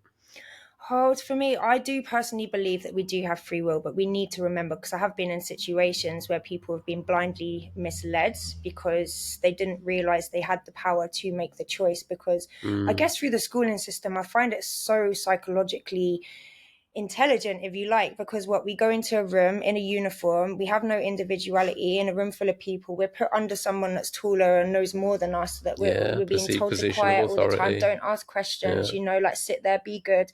So for the first 15 years of our lives, we're programmed and conditioned to seek someone higher than ourselves and to be good little, you know, followers of the teacher, so that we don't get into trouble and we don't become the outcast. And I was definitely the outcast at school. At a time when your brain is literally forming. Exactly. So it's developing, it's building into its final product, as it were. And this is how it's like Play-Doh, isn't it? Plasticine. You can mold it when it's into whatever shape you want it to be. Yeah. That's what the education system does. That's it. And in the first 7 years of our lives is when our subconscious mind is being recorded. So it's almost like an empty cassette. We come into our lives and we're conditioned from our parents, our family, the schooling system, you know. So that first 7 years is actually the programs that we run off in our adult years beyond 7 without even realizing. On a scientific level, it's like 7 years. They say that the subconscious mind is programmed. So the first 7 years of life. First 7 years of our lives, yeah. Right. And then we're actually in the creative mind. So the creative mind is like the one that keeps us connected to love, to, you know, the rest and digest, essentially, even though both hemispheres work with the rest and digest and fight and flight. But then after 7 years, we go into the rational mind. And that's obviously when we're pushed into school. So then we're so attached to being in the rational mind. And that's where that saying comes, no one in their right mind would do that. You know, if we were conditioned from young to be loving and connected, people wouldn't be signing up to go to the army. And again, massive respect to the people that do genuinely believe that they're doing good for their countries. But when you actually start to peel it back, what are we fighting for? Who are we fighting for, you know? Because it's not for peace on earth. It's for the corporations at the top that are making a lot of money out of these battles, you know? I do agree. And what's going on in the world right now is crazy. So I do believe through the conditioning, it's like we've forgotten. This is why I always say it's our duty to remember, you know, because we've forgotten that we have the power to make our choice, because we think that we just have to bow down. And yes, you know, but it takes, again, a level of awareness and like really unpicking the mind to come back to standing in your power and standing up, saying no. I've seen so many good people just, again, go along with something that's really, they know is not right, because they don't want to create a noise. You know, I remember this one time I was in Cambodia. I was only about 22 at the time. And there was this restaurant, and it was these Cambodians, and there was this little kid running around. He was about 3 years old. He had like sort of blisters all over him, but he was a little shit, right? He was causing havoc. And I was even like, oh my gosh, what is this kid doing? Like, is no one gonna like sort this kid out? But then anyway, like his uncles, or I don't know, must have been relatives, they come into the restaurant, and on this island they have no electricity, so everything is like cooled down by big ice blocks. And they wheeled in this big ice block, and then they picked up this kid. These are full grown adults. They're rubbing him up and down on the ice. He's got blisters all over him. I'm in a restaurant of about 40 people. These are fully grown adults, and all from the West as well. And everyone's seeing this kid is screaming in pain. No one's saying nothing. I stand up and I'm like, what are you doing? Like, put the kid down, like crazy. And I lost it. I actually like broke down in tears, because I was like, there's just so many injustices in the world. So many people in this restaurant just sitting down eating their food, like adults, you know. And I, at that time, 22, you're pretty young. And I was even with my boyfriend at the time, and he just sat there and said nothing. Was almost embarrassed that I'd stood up and said something. But through that act of standing up and saying, what are you doing? They put that kid down, they ran away, and hopefully it would have imprinted some sort of like, what am I doing in their minds, you know? So it just goes to show how many people will sit down and quietly allow something to happen, even though they know it's not right. Yeah. Because again, we're in fear. Again, Shaina, to love and courage. It's a human trait. Part of the studies I did when I was studying psychology was like social science, and they used a horrible example, but they used the case of like Jamie Bulger and how many instances there were for people to prevent that happening, and it was something like 19. I don't know about that one. What's that one? That was, so Jamie Bulger was the little boy. He was abducted. I might be wrong. Oh, I'm sorry if I'm getting any of the facts wrong. He was abducted by 2 other children from a shopping centre. I think it was like Manchester way, I think. And he was taken while he was with his mother. Like she turned away from it, and they just led him away. I think he was young. He was like, I don't know, maybe 3-4 years old, toddler age. And then 2 other boys took him away and beat him to death on a railway line. Yeah. But there were instances like along the route. There were essentially 19 people that came forward and said they'd seen things that didn't seem right, but hadn't actually taken any action. And there was another high-profile case of somebody that was stabbed and ended up dying. And the murder inquiry showed that, again, some huge amount of people, like 15 people, had heard it all take place. Some had even looked out and seen it, and nobody had even called an ambulance. Yeah. You know, so there's something to do with human nature where we do sort of go insular.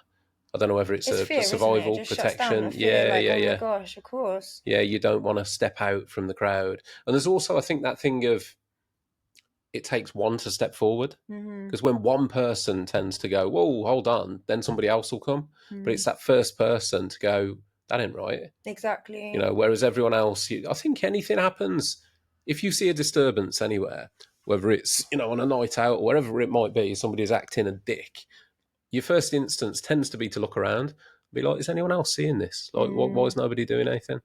So being that first person, I don't think it's not like a natural thing to do, is it? No, I guess it's not a natural thing to do. And just like, again, off the back of that, I guess all we can do, I like to say kill with kindness, because essentially, like I said at the beginning, hurt people hurt. So for example, going back to that restaurant, those guys that were rubbing that kid up and down, no doubt that they were probably subjected to that as children. So the only, like, even the people that do the most horrible monstrosities, you know, people that murder or rape or do horrible things, you know, sorry, trigger warning, but yeah, they're ones that really need to come back to this connection. Like, what caused you to do this to the point that you became so unconscious that it gave you some level of power or satisfaction to invoke that pain and suffering on another person? Because really, it has to have happened to them at some point.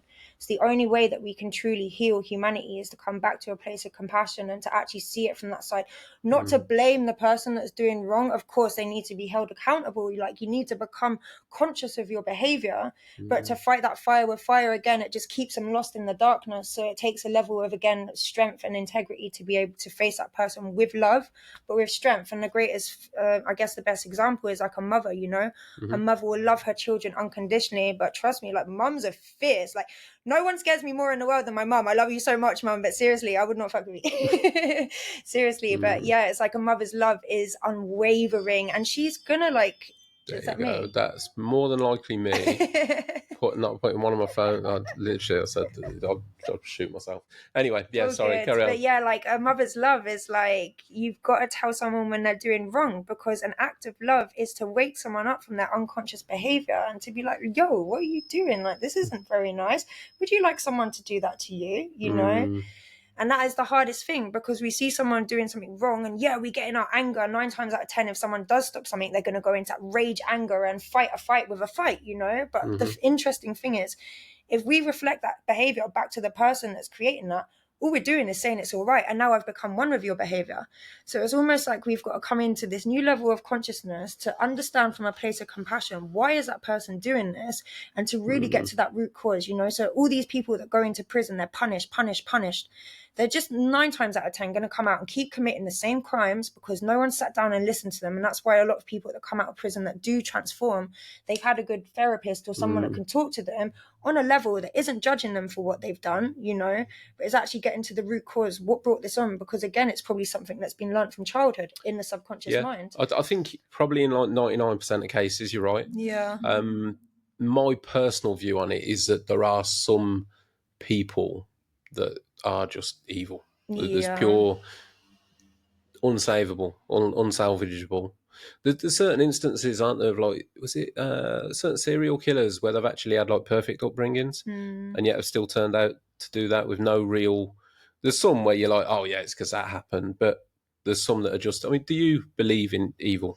Mate, I've got some crazy stories, honestly, because I've been with people that are very dark. But again, it's like such a sort of out there story that would be so hard for people to believe. But yeah, I do believe in evil 100%. Do you believe people can be almost, I guess, essentially born that way without there being an external stimulus that have created that? I think, well, for me, I do believe in reincarnation. I feel like the soul is infinite, you know, and I feel like we go through many lifetimes. So maybe if someone has been in occult families or subject to dark magic rituals, which is a massive part of reality, we see it on TV and stuff all the time, even with people that are doing like, I think because we've become so saturated with it through the television, we've become blindsided to it. So for example, some of the music events that we see, they're like huge dark satanic rituals, you know. And I think, I don't know, I feel some people do come into this life as evil, like maybe based upon their past lives or something like that, or have been part of satanic families, because I work with a lot of people that have come from elitist families that have been objected to satanic ritual abuse when they're children. Like, That stuff still go on. it still goes on. It's a massive part of Hollywood. This is what I mean. That's why it's so interesting that the whole P. Diddy thing came out last year and everything, because it's actually being shown to us now what was once conspiracy that people don't want to look at. And I don't like to talk about these topics, of course, but when we turn our blind eye to it, it allows it to continue happening, you know. And without the light, there wouldn't be, you know, without the dark, there wouldn't be the light at the end of the day. So yeah, it does still go on 100%. You know, there's a lot of horrible things that go on in the world, and I don't really want to go down that path because it's a rabbit hole, which is kind of depressing. But yes, there's a lot of fucked up shit that happens in the world. And I guess a lot of, you know, people high up in like Freemasonry and stuff like that, if you like. I've actually been in a temple myself. I came across one in Australia that I just stumbled decorated in. a couple of them. Have you really? Well, there you go. You see the symbology in there and like all of the tools and stuff that they use. I was young, so if I'm honest, I didn't really pay any attention. All I remember is it looked like a big chessboard. That was it. Black and white, exactly. But it's like almost like a chess game, which is playing on human consciousness between the light and the dark. You know, it's like a huge chessboard. And yeah, Freemasonry is still very prevalent in our today world. I grew up in, like, I live near Windsor, and there's a lot of Freemasons around there and stuff. But there are different degrees, of course. People get into it on a baseline. And it's well known that a lot of high ups in society are part of these groups. Any kind of secret society, you've got to question why is it secret? And not really, so secret society, is it? Yeah. But there's not a lot of sort of information about what goes on behind the scenes. I mean, I don't know a fat lot about it. Yeah. I know that they exist, and like I say, years ago, I was probably in my early 20s, early days of my decorating business. We decorated, just had a phone call, you know, decorate one of the it wasn't even the temple, it was the like food hall bit where they had all the symbols and all that like around, but got shown in the temple, which I don't think I was meant to have been at the time, but we got shown in, and then went on to do another. So There you go. It was all part of your journey. When I look back on life, I actually worked as a silver service girl for Freemasons when I was 15. I'd done one shift and I was like, never again. They like locked us in the kitchen. I didn't know it was just through an agency, and they set me up to this silver service job. And it's just ironic because my dad raised me with a lot of awareness about Freemasons from quite a young age, you know, and I was very much into like, oh my gosh, the world is run by dark people. That's why I was like so off the rails and like, you know, fighting the schooling system and the conditioning. And then at 16, 17, when I started to meditate, I was like, everything's love and light. I'm not going to feed it any attention. But all that knowledge and wisdom that I'd learned then actually started to bring me some more solace in what we're experiencing in recent years, because it's all relevant, right? So yeah, there's a lot of crazy stuff that goes on. I mean, I don't know exactly what they do in their rituals, but I know there's a lot of horrible stuff that happens. And yeah, I do believe that there are some people that are doing quite dark things, and especially on TV, like tell a lie to your vision. It's like everyone's in hypnosis. When we're watching that programs, it's programming you. Like it's all in the words, you know? And we believe so much on that little screen that we forget everything else that is around us. So there's a lot of trickery, there's a lot of hypnosis that is going on. Because sometimes I'm like looking at people like, how is no one seeing what is happening right in front of them? But it's like people are literally just locked into this like tunnel vision because they don't have the ability to break out of that spell, if you like, you know? It's kind of terrifying. It is, what you're saying. I know this is why I don't want to go into it, because I don't want to like invoke fear at the end of the day, because the minute we drop into fear, I see everything on a vibrational level. Everything is energy. If we look at people like Tesla or, you know, like all of these ancient scientists that spoke about human energy, we are, you know, just constructs of trillions and billions of cells, and the electromagnetic force field, it sort of keeps us tangible, if you like, you know. And in quantum science, they say that nothing is really tangible, and every atom and cell is 99.99999 empty space. So it's like we almost don't even really exist. Some say it's a projection of the mind, but that's going way too far with it. But what was I saying? Why was I saying that? I'm getting lost in what you're saying, Shaina, to be fair. So many things like, what? Human energy. I mean, that, funnily enough, so I went through a stage of studying Buddhism and reincarnation. There's always been, I think I've always had a little bit of a romanticism around reincarnation. But my personal theory on this now, you can shoot me down, but reincarnation, I personally believe, is just transference of energy. I think that's what Buddhism was actually trying to get at. I think in the Western world, we misconceive reincarnation. We think, I die today and I wake up tomorrow as a rabbit. Do you know what I mean? Like, or whatever it might be. Or even another person, like I die today and I'm born a baby somewhere else. Do you know what I mean? Yeah. Personally, I think it's just that, like you just said, the energy can't go, it can't be destroyed. It can't go anywhere. It transfers. So to me, it would be sort of like the energy within me once I die, my consciousness ceases to exist. The energy stored within this body is going to go into the soil potentially, which then becomes life again through plant life, which then might be consumed by animal life, but that energy is just transferred across. So therefore, energy transference to me is reincarnation. Yeah, exactly. And I totally agree with that. I guess it's just like different words and different perspectives. Yeah, 100%. Listen, I'm never here to say that I'm right. I'm just sharing my human experience through direct experiences and my perspective on life, because, you know, I don't know if you've ever seen that thing, but say, for example, I had a 6 on a piece of paper here or whatever. It's like you'd be seeing a 9 and I'd be seeing a 6. But it's like, well, I'm right. No, I'm right. It's a 9, you know, and we could argue until we're blue in the face, but all we're having is different perspectives on the same image, you know. So this is why I find it's beautiful if people come into community and have open-minded conversations, because the more that we share all of our perspectives and our experiences, the more that we can actually start to make sense of the truth, if you like, you know. So I'm not attached to right or wrong or good or bad, because again, they're just fluctuations. And that's what I was saying a minute ago. Yeah, with fear vibration. So with regards to energy and vibration, it's like we can think of energies as a vibrational scale, if you like. So like obviously hatred, anger, resentment, lust as well, which is where they keep a lot of people controlled in the low vibrational lust, through pornography, through lust for desire, through material objects, you know. It keeps us on this low vibrational scale. But when we rise up into gratitude, compassion, love, unconditional love, this is when the frequency of the energy, it starts to lift. And when we're in fear, our vibration is low, you know. So I think because we haven't been shown the full scale of reality, light and dark, yin and yang, whatever you like, it's part of the whole, you know.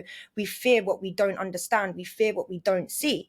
But wherever there's fear, we need to project more love to alchemize that lower energy so that it can all come back into neutrality, if you like, you know, because it's polarity, it's negative, it's positive. And that's the magnetism that creates, you know. So yeah, I think like to be aware of some of the things that are happening in the world, you know, dip your toe in the water, educate yourself, but never be fearful, because when we're in a place of love, nothing can ever really affect us, like truly, because when we're in that fear vibration, it's almost like, you know, like you were saying earlier, oh, if my tire goes down, then I'm going to have a bad day, or I stub my toe and then I'm stuck in that negative vibration. Everything negative just starts pouring at you. Like, what's happening? Like, why is this all happening to me? Because we're not shifting our consciousness to see the other side. And it's like, again, life is teaching us. It's going to keep showing us the same patterns over and over again until we can start to flip it and see the other side. I like to say flip the script, you know? Yeah, 1,000,000%. I've lived that life. I lived that life for a long time. Stuck in the same mindset, which develops the same outcomes time and time and time again, because the behaviour is the same, the mindset is the same. And you talk about vibrations again. There'll be people sort of going, "Oh, load of bollocks." But how many people though use the saying like good vibes? Oh, it was bad vibes in there. And it's like, how many times have you been in a room packed full of people and somebody walks in who is fuming or has had a row or whatever? You can feel it. You can feel it. Exactly. This is what I mean. And when you say that to people, they're like, "Oh yeah, I get that." Well, that is a vibration, because again, on that human body molecular level, our cells vibrate, and they vibrate differently. There's been all sorts. I was listening to something just the other day about like playing music to plants and some of the research there with like how it can stimulate different growth and different like fruit yields and stuff like that. I'll go off on all sorts when I'm at work. I tend to put a podcast on or an audio book or whatever, and to me, it's a great opportunity to learn. You're tapped in, mate. You're channeling the wisdom. It's a great opportunity to learn. Yeah, but why not? Yeah, why not? I want to know about it, whether I believe in it or not, whether I think it's true or not. It's fascinating to me. I think there's so much, like you've said, that we just don't understand and probably never will. There's so much that's outside of our capacity for understanding that we interpret it, and we interpret it all differently. So when you listen to as many interpretations as you can, you're more likely to get closer to the truth. Yes, exactly. You know, it's that sort of like, there's a word for that theory, but it's completely lost me, so I'm not going to try and grab it. He's at it for 10 minutes. But there is like a scientific, like it's like a testing theory where you collaborate results, and you sort of take the average, leads you to the truth. Yeah. But it's the same with opinions and perceptions on subjects. That's the same with like religion for me. It's like I always used to say from young, if you combine every religion and you find the middle path, we probably have more understanding of the truth. You know, it's like everyone's battling to get closer to God or source, if you like, and it's like the religions are actually taking us further away in a way, because it takes us into that judgment, that condemnation, and it's that separation thing, you know. It's so interesting the way that reality is being constructed, and everyone's just trying to find their way. So that's why it's so good to learn from direct experience, you know, because 1,000,000%. I remember this, what was it? I was reading a passage, and it was like this guy that's like read about swimming his whole life. He knew so much about swimming on a academic level. He even wrote books about it. And the guy was a sailor. And he ended up taking his yacht out and sea, and he had like a servant for him, and the sailor was super rude to his servant, like spoke to his servant as if he was like a piece of shit, you know, like, oh, you don't know anything, I've written books, I've got a yacht, blah blah blah blah blah.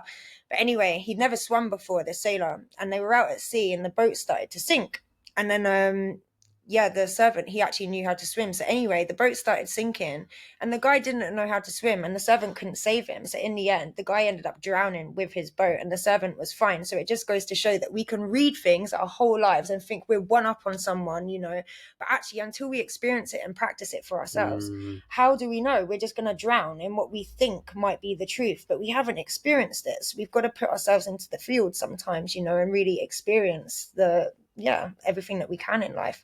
And for me, I like over the years I had maybe 20-30 jobs, working in like even toilet cleaning, like housekeeping, all sorts of random jobs, you know, but they were all relevant because it was still learning a different area of life, 1,000,000%, you know? And it gives you the appreciation now that you do something you love. And that you can reflect back and go, well, at least it isn't that. Well, it's a huge responsibility, I won't lie. Sometimes I've gone into burnout because it's hard, like, of course, when you're an empath and you're listening to people's problems or like and I say that with love so much, but obviously for the first 5 years I was just like, go, I need to help everyone, and in the end I was like sort of taking on so much of myself that I was becoming so serious and then so depleted as well, because sometimes you're listening to the most horrific stories people are sharing, and as someone that is like holding that space of transmutation for someone, if you like, it's like you've got to stay neutral in that position. Otherwise you feed the suffering that person's going through, or you amplify the story by getting emotional with them, you know.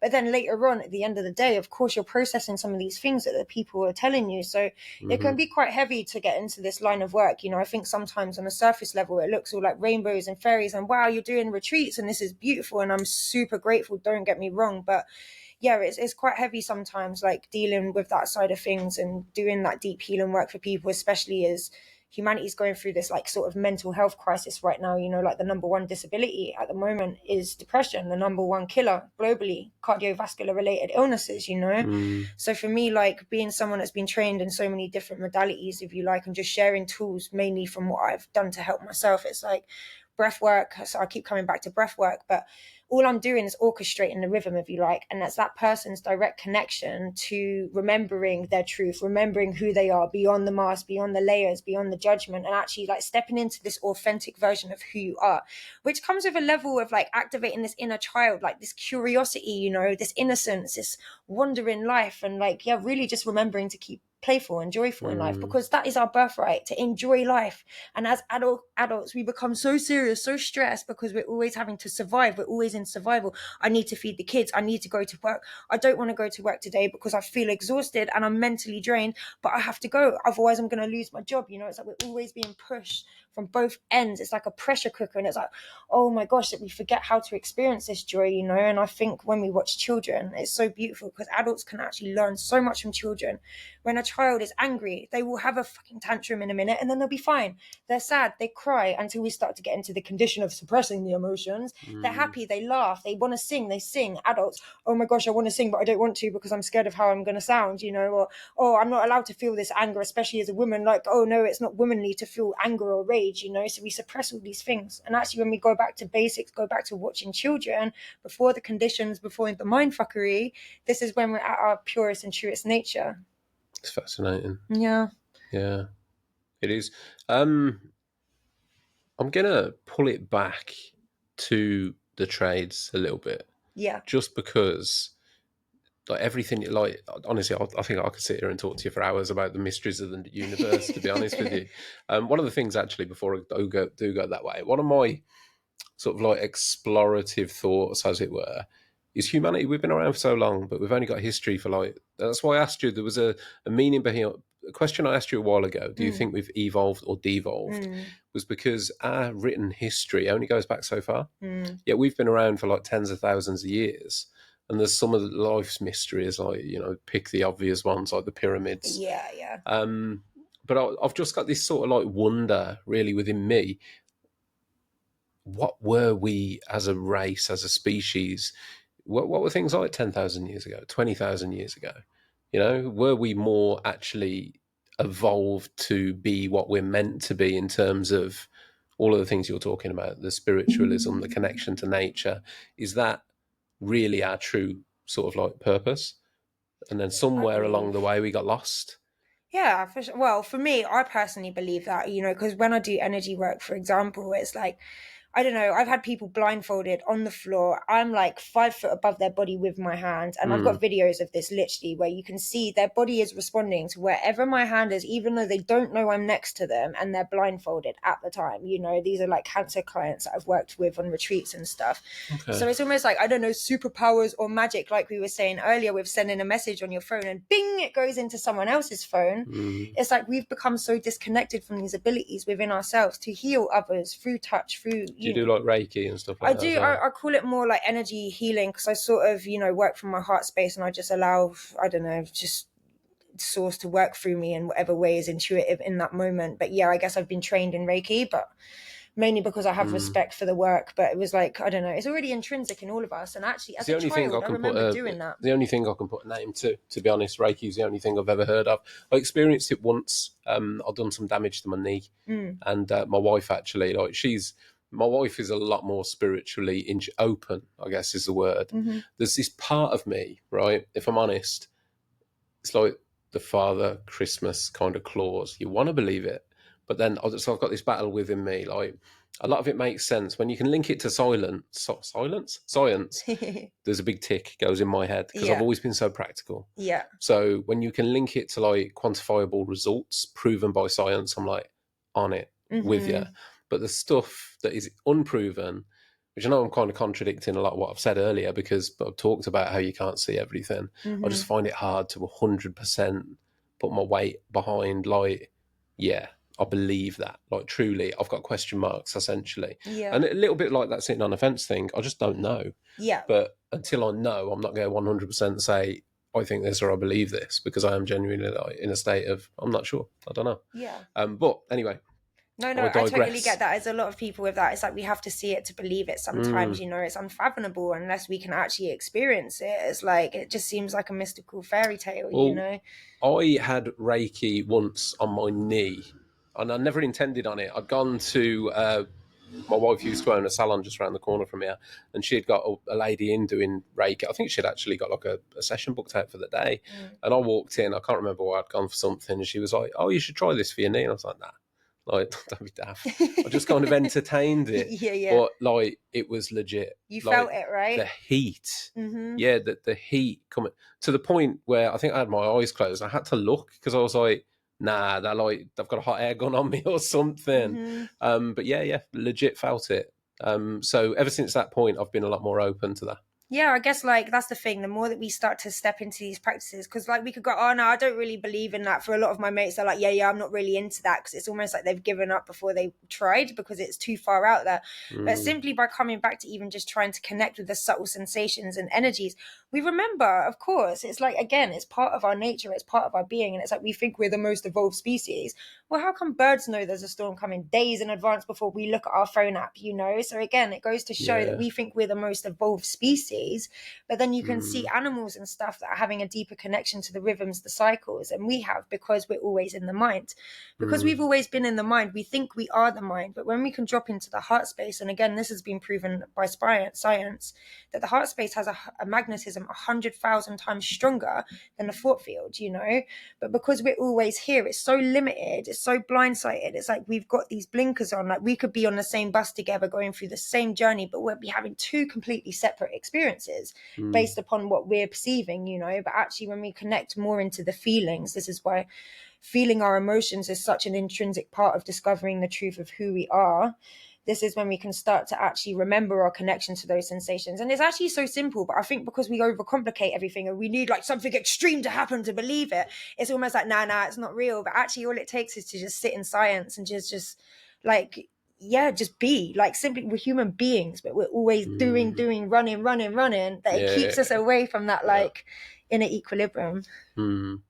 I personally, I've said this so many times, I need to create some time for myself, because I would love to actually properly explore a lot what you're talking about, like giving myself a couple of months off work to do that and actually fully explore some things that I've been meaning to lean into.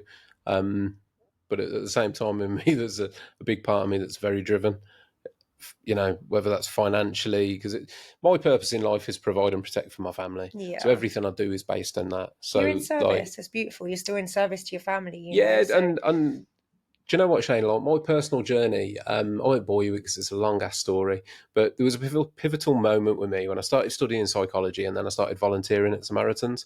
I did that for 18 months, and it ticked a box for me I didn't know I had, but it just ticked something where I was like, there's something in this, like being of service to others. And I think, again, it's another Buddhist theory that happiness is found in service to others. It is, isn't you know, that's one of their like pillars, as it were.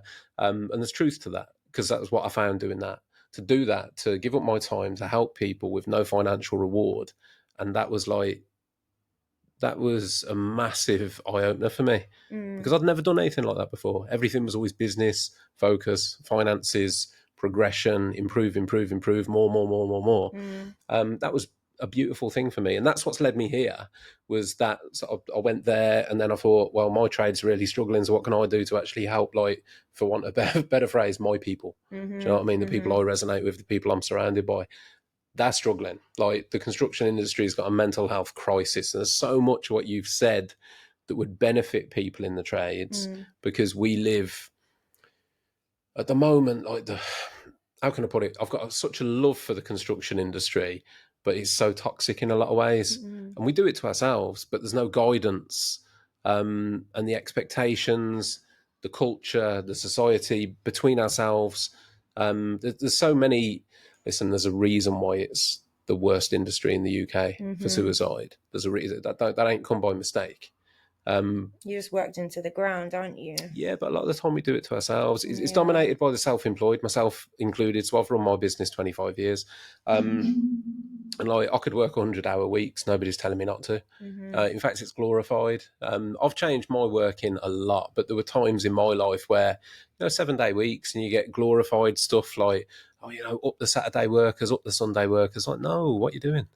Why are you doing that? Why are you doing 7-day weeks for weeks and weeks and months on end? Yeah. But there's this glorification, like a fascination actually on being busy. I think that's one of the problems, a fascination. And I've had this conversation only a couple of months ago where I said it's strange really how when I speak to or am spoken to by friends of mine, first question, you busy?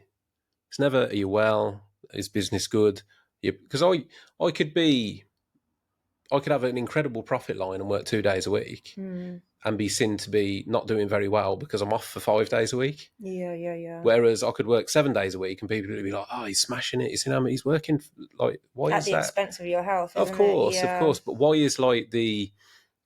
we quantify success when it comes to business by busyness rather than, you know what I mean? Rather than like lifestyle, life quality, profit lines, things like that. It's a bizarre culture, I think, really. Maybe it's a cultivated one. Thing. Like, I don't know, as a man to like fend for your family and to build that security, like that's a beautiful thing to really do. And I totally understand that a lot of hard workers are just truly trying to build up that security and that comfortability for their family. So there's no struggle, And of course, like what you're doing essentially is the same thing as me, but on a different sort of scale, you're setting this up to bring people into the light to be able to expand their businesses, and you're also sacrificing yourself in the name of your family.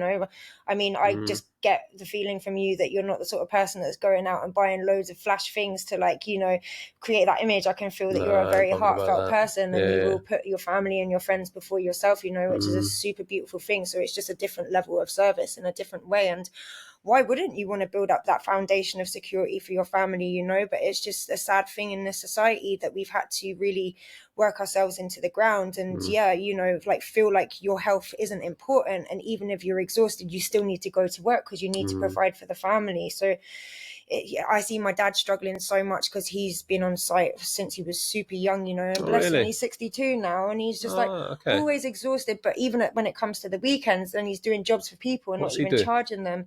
He's like a everything man, like a chippy, a carpenter. Okay, he's in the trades. He pretty much as if we've got to this point in the conversation before mentioning your dad's in the trades. John Cannon, your legend. Talking on the Talking Tradesman, you wait this long for that. Yeah, fair play. But yeah, no, beautiful. But I see him working himself into the ground, and then the easiest for him to do at the end of the day is to then have a beer to relax, So it's like unhealthiness on top of unhealthiness, and then always struggling, trying to create that comfortability, but still providing for family, So yeah, it's a hard one, isn't it? It's a battle. It is a battle. It's a battle for sure. If you ever, out of interest, maybe it'd be a conversation we could have later, but have you ever considered doing any specific programs tailored towards the trades? Yeah, 100%. I'd love to. I mean, a little bit of inspiration. I've never thought about doing it specifically for trades, but I have for like I say, corporates, armies, prisoners and trades stuff. Would be a great one. Honestly, there's such a market for it, because I think, like you said before, people are starting to wake up to it. And I've got a great community of people that have been on the podcast that are these people that are starting to wake up, starting to realise that some of the practices are unhealthy.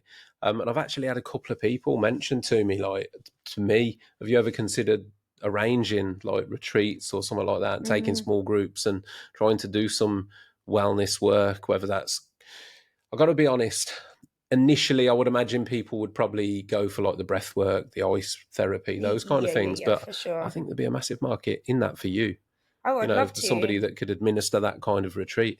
Definitely, I'd love to, honestly. All the jobs that I do for prisons, armies, they're never paid, because honestly I've just got this compelling urge to really go through and help people. And like I say, obviously I'm a little bit woo, I've got a spiritual background, a lot of knowledge and wisdom with regards to energy work. So on that level, that's sort of one part of what I do. But when I come back to working with people on a normal level, if you it's all science-based. It's all about nervous system regulation. And the whole reason I do this is to make it relatable to people. And obviously me and you are having an open conversation conversation now, so I'm sort of delving into every sort of topic. But when I'm working with certain people, you know, like that side of things will never come in. Like I said earlier, when I'm working with corporates, I am not talking about anything energy. You know, they'd be like, see you later, she's nuts, like get out of here. Like probably some people that watch this podcast are going to be like, how's she working with mental health? She seems completely mentally unwell. Do you know what I mean? Like No, listen, but like I don't grounded think that. in it and like through experience. I So love I'd the love fact to. that you can go between the two. Yeah. Because like me, I'm one of those kind of, I'm gently, but I know some people are just like 2-foot jumping.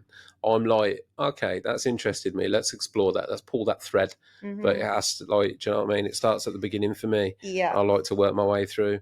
And I think a lot of people in the trades, because, you know, it's men and women in the trades, we're quite practical thinkers because we have to solve problems on the daily basis. Do you know what I mean?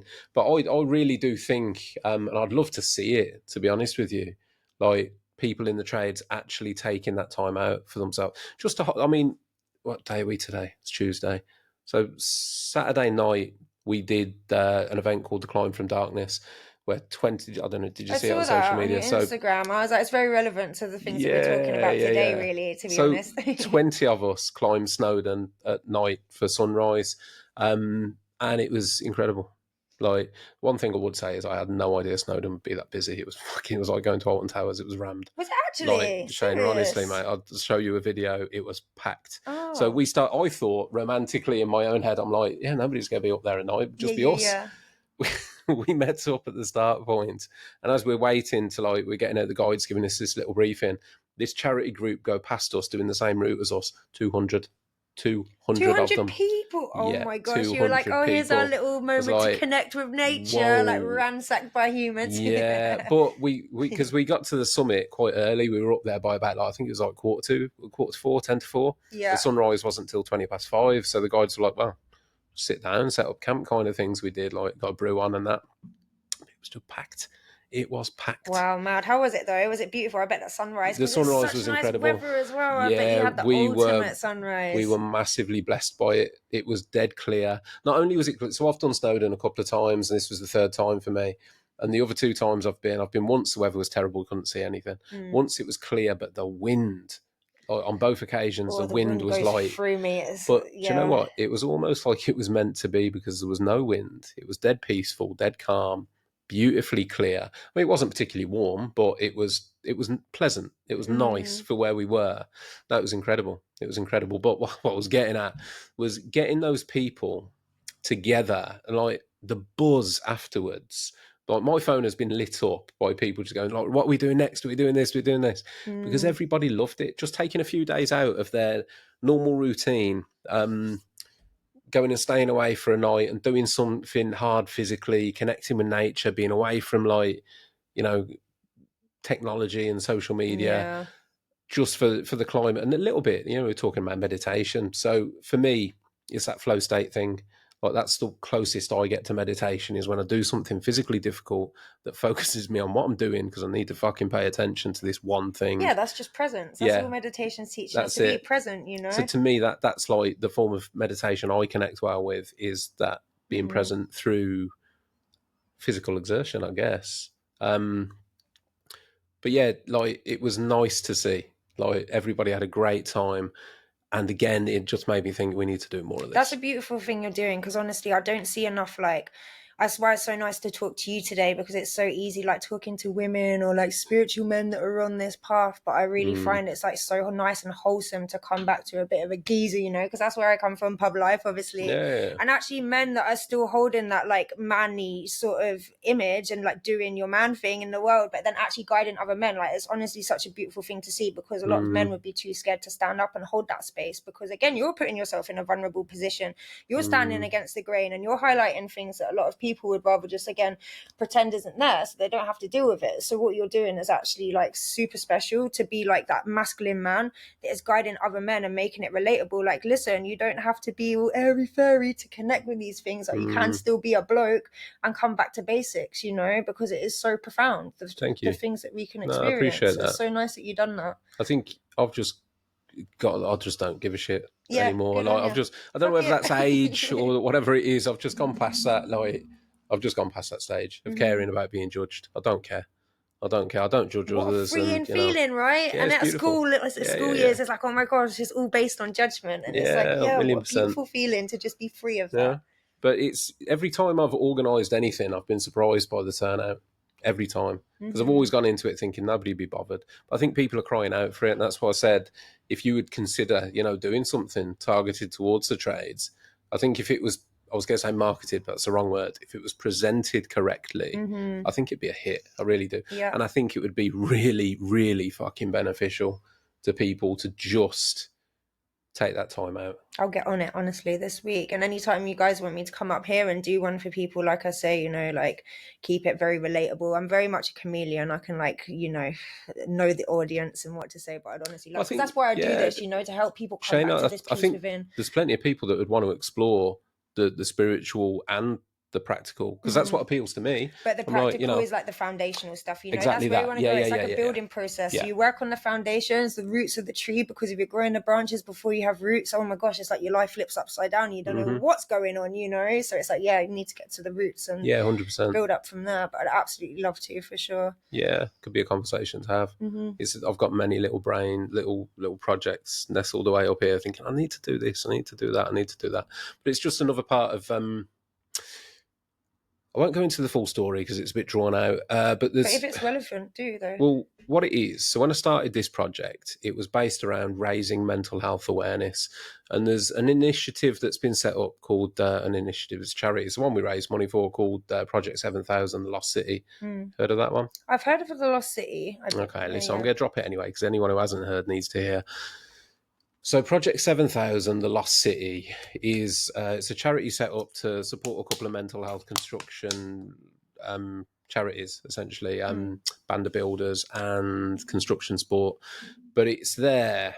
So to explain what it is, The Lost City is based on, over the last decade, 7,000 people in construction in the UK have taken their own lives. And that's a workforce big enough to build a city the size of Cardiff. That city will never be built, hence the Lost City. So, and that's Project 7000. So on the tools, set up Project 7000 to try and raise, I think it's £2.5 million over the next few years to provide, therapy, counselling and support, practical support for the next 7,000. So hopefully that they don't then go on to take their own lives. But what that rung a bell for me was, with what I've been doing, it's about raising awareness, getting people talking. You know, the whole, like, on the sign there, let's talk. It's about getting people talking. Because when I started this, it was based on the men don't talk, you know, so let's start doing that. I don't know if I still feel the same way, because I've had a lot of people that want to talk. But I'm kind of leaning now into, okay, so raising awareness is one thing, but once that awareness is there, what then? Now there needs to be action. Now there needs to be, like, practice. Do you know what, actually? I'm going to put you in touch with the people that are involved with the Lost City and see if there's a way you guys could work together, because I think it'd be mint. Yeah, it'd be super because they are doing that. They're trying to bring the action behind the awareness. Because you can't just have everybody out here going, hey, mental health, you know. Yeah. It's like, okay, we get it. Mental health is there. Now what? We got to Do you know work what I on mean? it, you know, you got to Exactly. do the work. Yeah. But I'd love to be able to start bringing that into what I'm doing as well. You know, provide that next step. I think it's just like a natural progression. So, and ice therapy as well, you know, like breath and ice are honestly like the main things that just crack people open to get back to that core value about the self. It's so simple. It really is. Like, yeah. Just even one breathwork session. I've seen people like super contrived and in their logical mind, and just one breathwork session, it's like, whoa, they've seen life in a completely different reality, you know. It's insane what we can actually achieve through it, and it's all like science based, like I say. Like, but hit for me people with some practical sort of information here, then, Shaina. I mean, I could probably talk to you about this afterwards, but let's do it now. In terms of, like, doing something to make a difference, if there was a retreat organised, like, because I'm thinking, like, a breathwork sessions, maybe an hour or two, I guess. Yeah, I can do it in half an hour, but generally an hour for the full talk and experience. To deliver an experience that could actually potentially make a difference, like long term, how long is like a good, if it was a retreat, are we talking like a couple of days? Are we talking 3 days? Are we talking a week? Like, how long? So to be fair, like if it was like the fundamentals and the foundations of breath work, sometimes when I go, I'll base it on corporates. Like I'll go and I'll do like a 6 hour day with them. I'll teach them like literally PowerPoint presentations, breaking down about the hemispheres, the nervous system, so you can actually apply it on a rational way. And then actually going through the practices last. But also I give practical sort of exercises to people where you'll have pulse oximeters on, and someone with a high blood pressure or a high heart rate, you can literally watch yourself in real time, regulating your heartbeat, bringing your heartbeat back down, bringing yourself into that rest and digest. So yeah, I give people practical exercises where we can see it in real time. Because when we see it in real time, it's like, then we believe it. And when we can apply it on a rational way, we're able to go deeper with the practice, because all of these transcendent meditation and all these spiritual practices, okay, it seems cool, but people aren't going to try it unless there's a sort of hook that brings you in. It's like, right, on a rational level, this is what it is doing to your nervous system. This is what it's doing on a cellular level. You can literally regenerate an entire, like stem cells you can release from the body simply from going into breath holds, which I haven't explained properly. But it's just so fascinating to see how we can heal from these things, on a scientific level, basic on a science level. And then after the sessions, it's so funny because then people are like, oh, I saw an eye, I saw colors, what's that? And I'm like, welcome. So I positively manipulate like sort of corporate people into seeing it for themselves. Because if I go in and talk about it, like I was saying earlier, they just switch off. It's like, nah, sorry, you're off your bloody head. Shaina, my brain's going now. Damn that we're going to work together somehow. Watch this space. Watch this space. There's going to be something that we can pull together, because I think it'd be really good. I really do. Yeah, it is for sure. For sure. And I keep coming back to this vision. I remember when I went into the army barracks, because obviously it's all guys and I'm like, a girl. So like guys, I don't really see girls there. And they were like sniggering like schoolboys, and the sergeant, he comes in, he's like, right guys, if you're not going to take it seriously, just leave the space. I think he was thinking I was going to be all like timid and like, yeah. And I'm like, right, guys, are you going to breathe? Because I can't breathe through you. And the sergeant was just like, okay, I think she's all right. And she just left the space. And then I had like 40 army men ended up breaking into tears, saying that they hadn't cried for years, About 5 people saw an eye, the third eye, welcome. Didn't mention none of that woo-woo stuff. And they were all literally had a mad transformation, because one of the sergeants actually came to one of my mushroom ceremonies, which I'm not doing anymore, but in that ceremony he had this huge awakening. He was like, I need to bring you into the barracks, this is like a secret mission. He is so funny, man, he cracks me up. So then anyway, he brought me into all of these 40 army men, and then they had this huge release of all the PTSD, the trauma that they've been carrying. And I love this line, it's like we can become, PTSD, so a victim of the trauma, or PTG, we use it into growth, so post-traumatic growth. So it's like, I'm going to take hold of this and I'm going to use it to become stronger and wiser. The value in trauma. But we need someone to almost help us realize that sometimes, right? Yeah, 1,000,000%. We need that teacher. Yeah, exactly. Which it sounds like you're perfectly lined up to do. So, no, listen, I've loved this conversation. I've got my brain is just processing and digesting a lot of what's been said. Yeah. But it's good. It's kind of lit a bit of a fire that I'd kind of put out for a while. So I appreciate it. Really appreciate your time. Before we do wrap it up, is there anything that we haven't touched on that you really wanted to speak on? Many things, but that's enough for now. Was there anything that you were like, I need? Very fast. I'm like, when I go into passion, she's all over the gaff, But yeah, shows passion. I'm just really grateful that you brought me here today, and thank you for. I'm massively grateful for your effort. Before we do, I'll link all your social profiles and put them on the episode description below. So wherever you're watching or listening to this, scroll down, you'll find Shaina. But just share what your socials are for people listening. So on Instagram, it's Shaina Marie, SHAIN for November A _MAREE.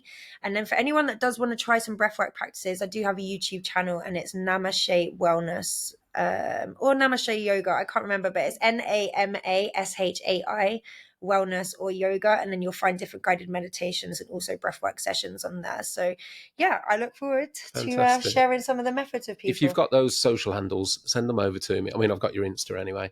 Send over the YouTube one and I'll tag it below so people can just get there easy, because people are lazy. They don't search things. So it's easier if it's tagged in, but I'll put it all down below. Shaina, massive thank you again for your time today. I'm pretty sure people listening, same thing. It's just there's going to be a lot of people thinking and having questions. So do reach out to Shaina if you're curious about anything or any of the retreats or anything like that. Previous guests, obviously Ria spoke hugely highly of you. And Laura has been on your retreats, Ria's partner. And many breathwork sessions as well. And again, There Laura is a very reactive woman. She's like vibrating all the time, you know? There we go. So they'll testify to the power of what Shaina's involved with. So yeah, again, massive thank you. Thank you. And Thank I'll you, everyone. catch you soon on the next one.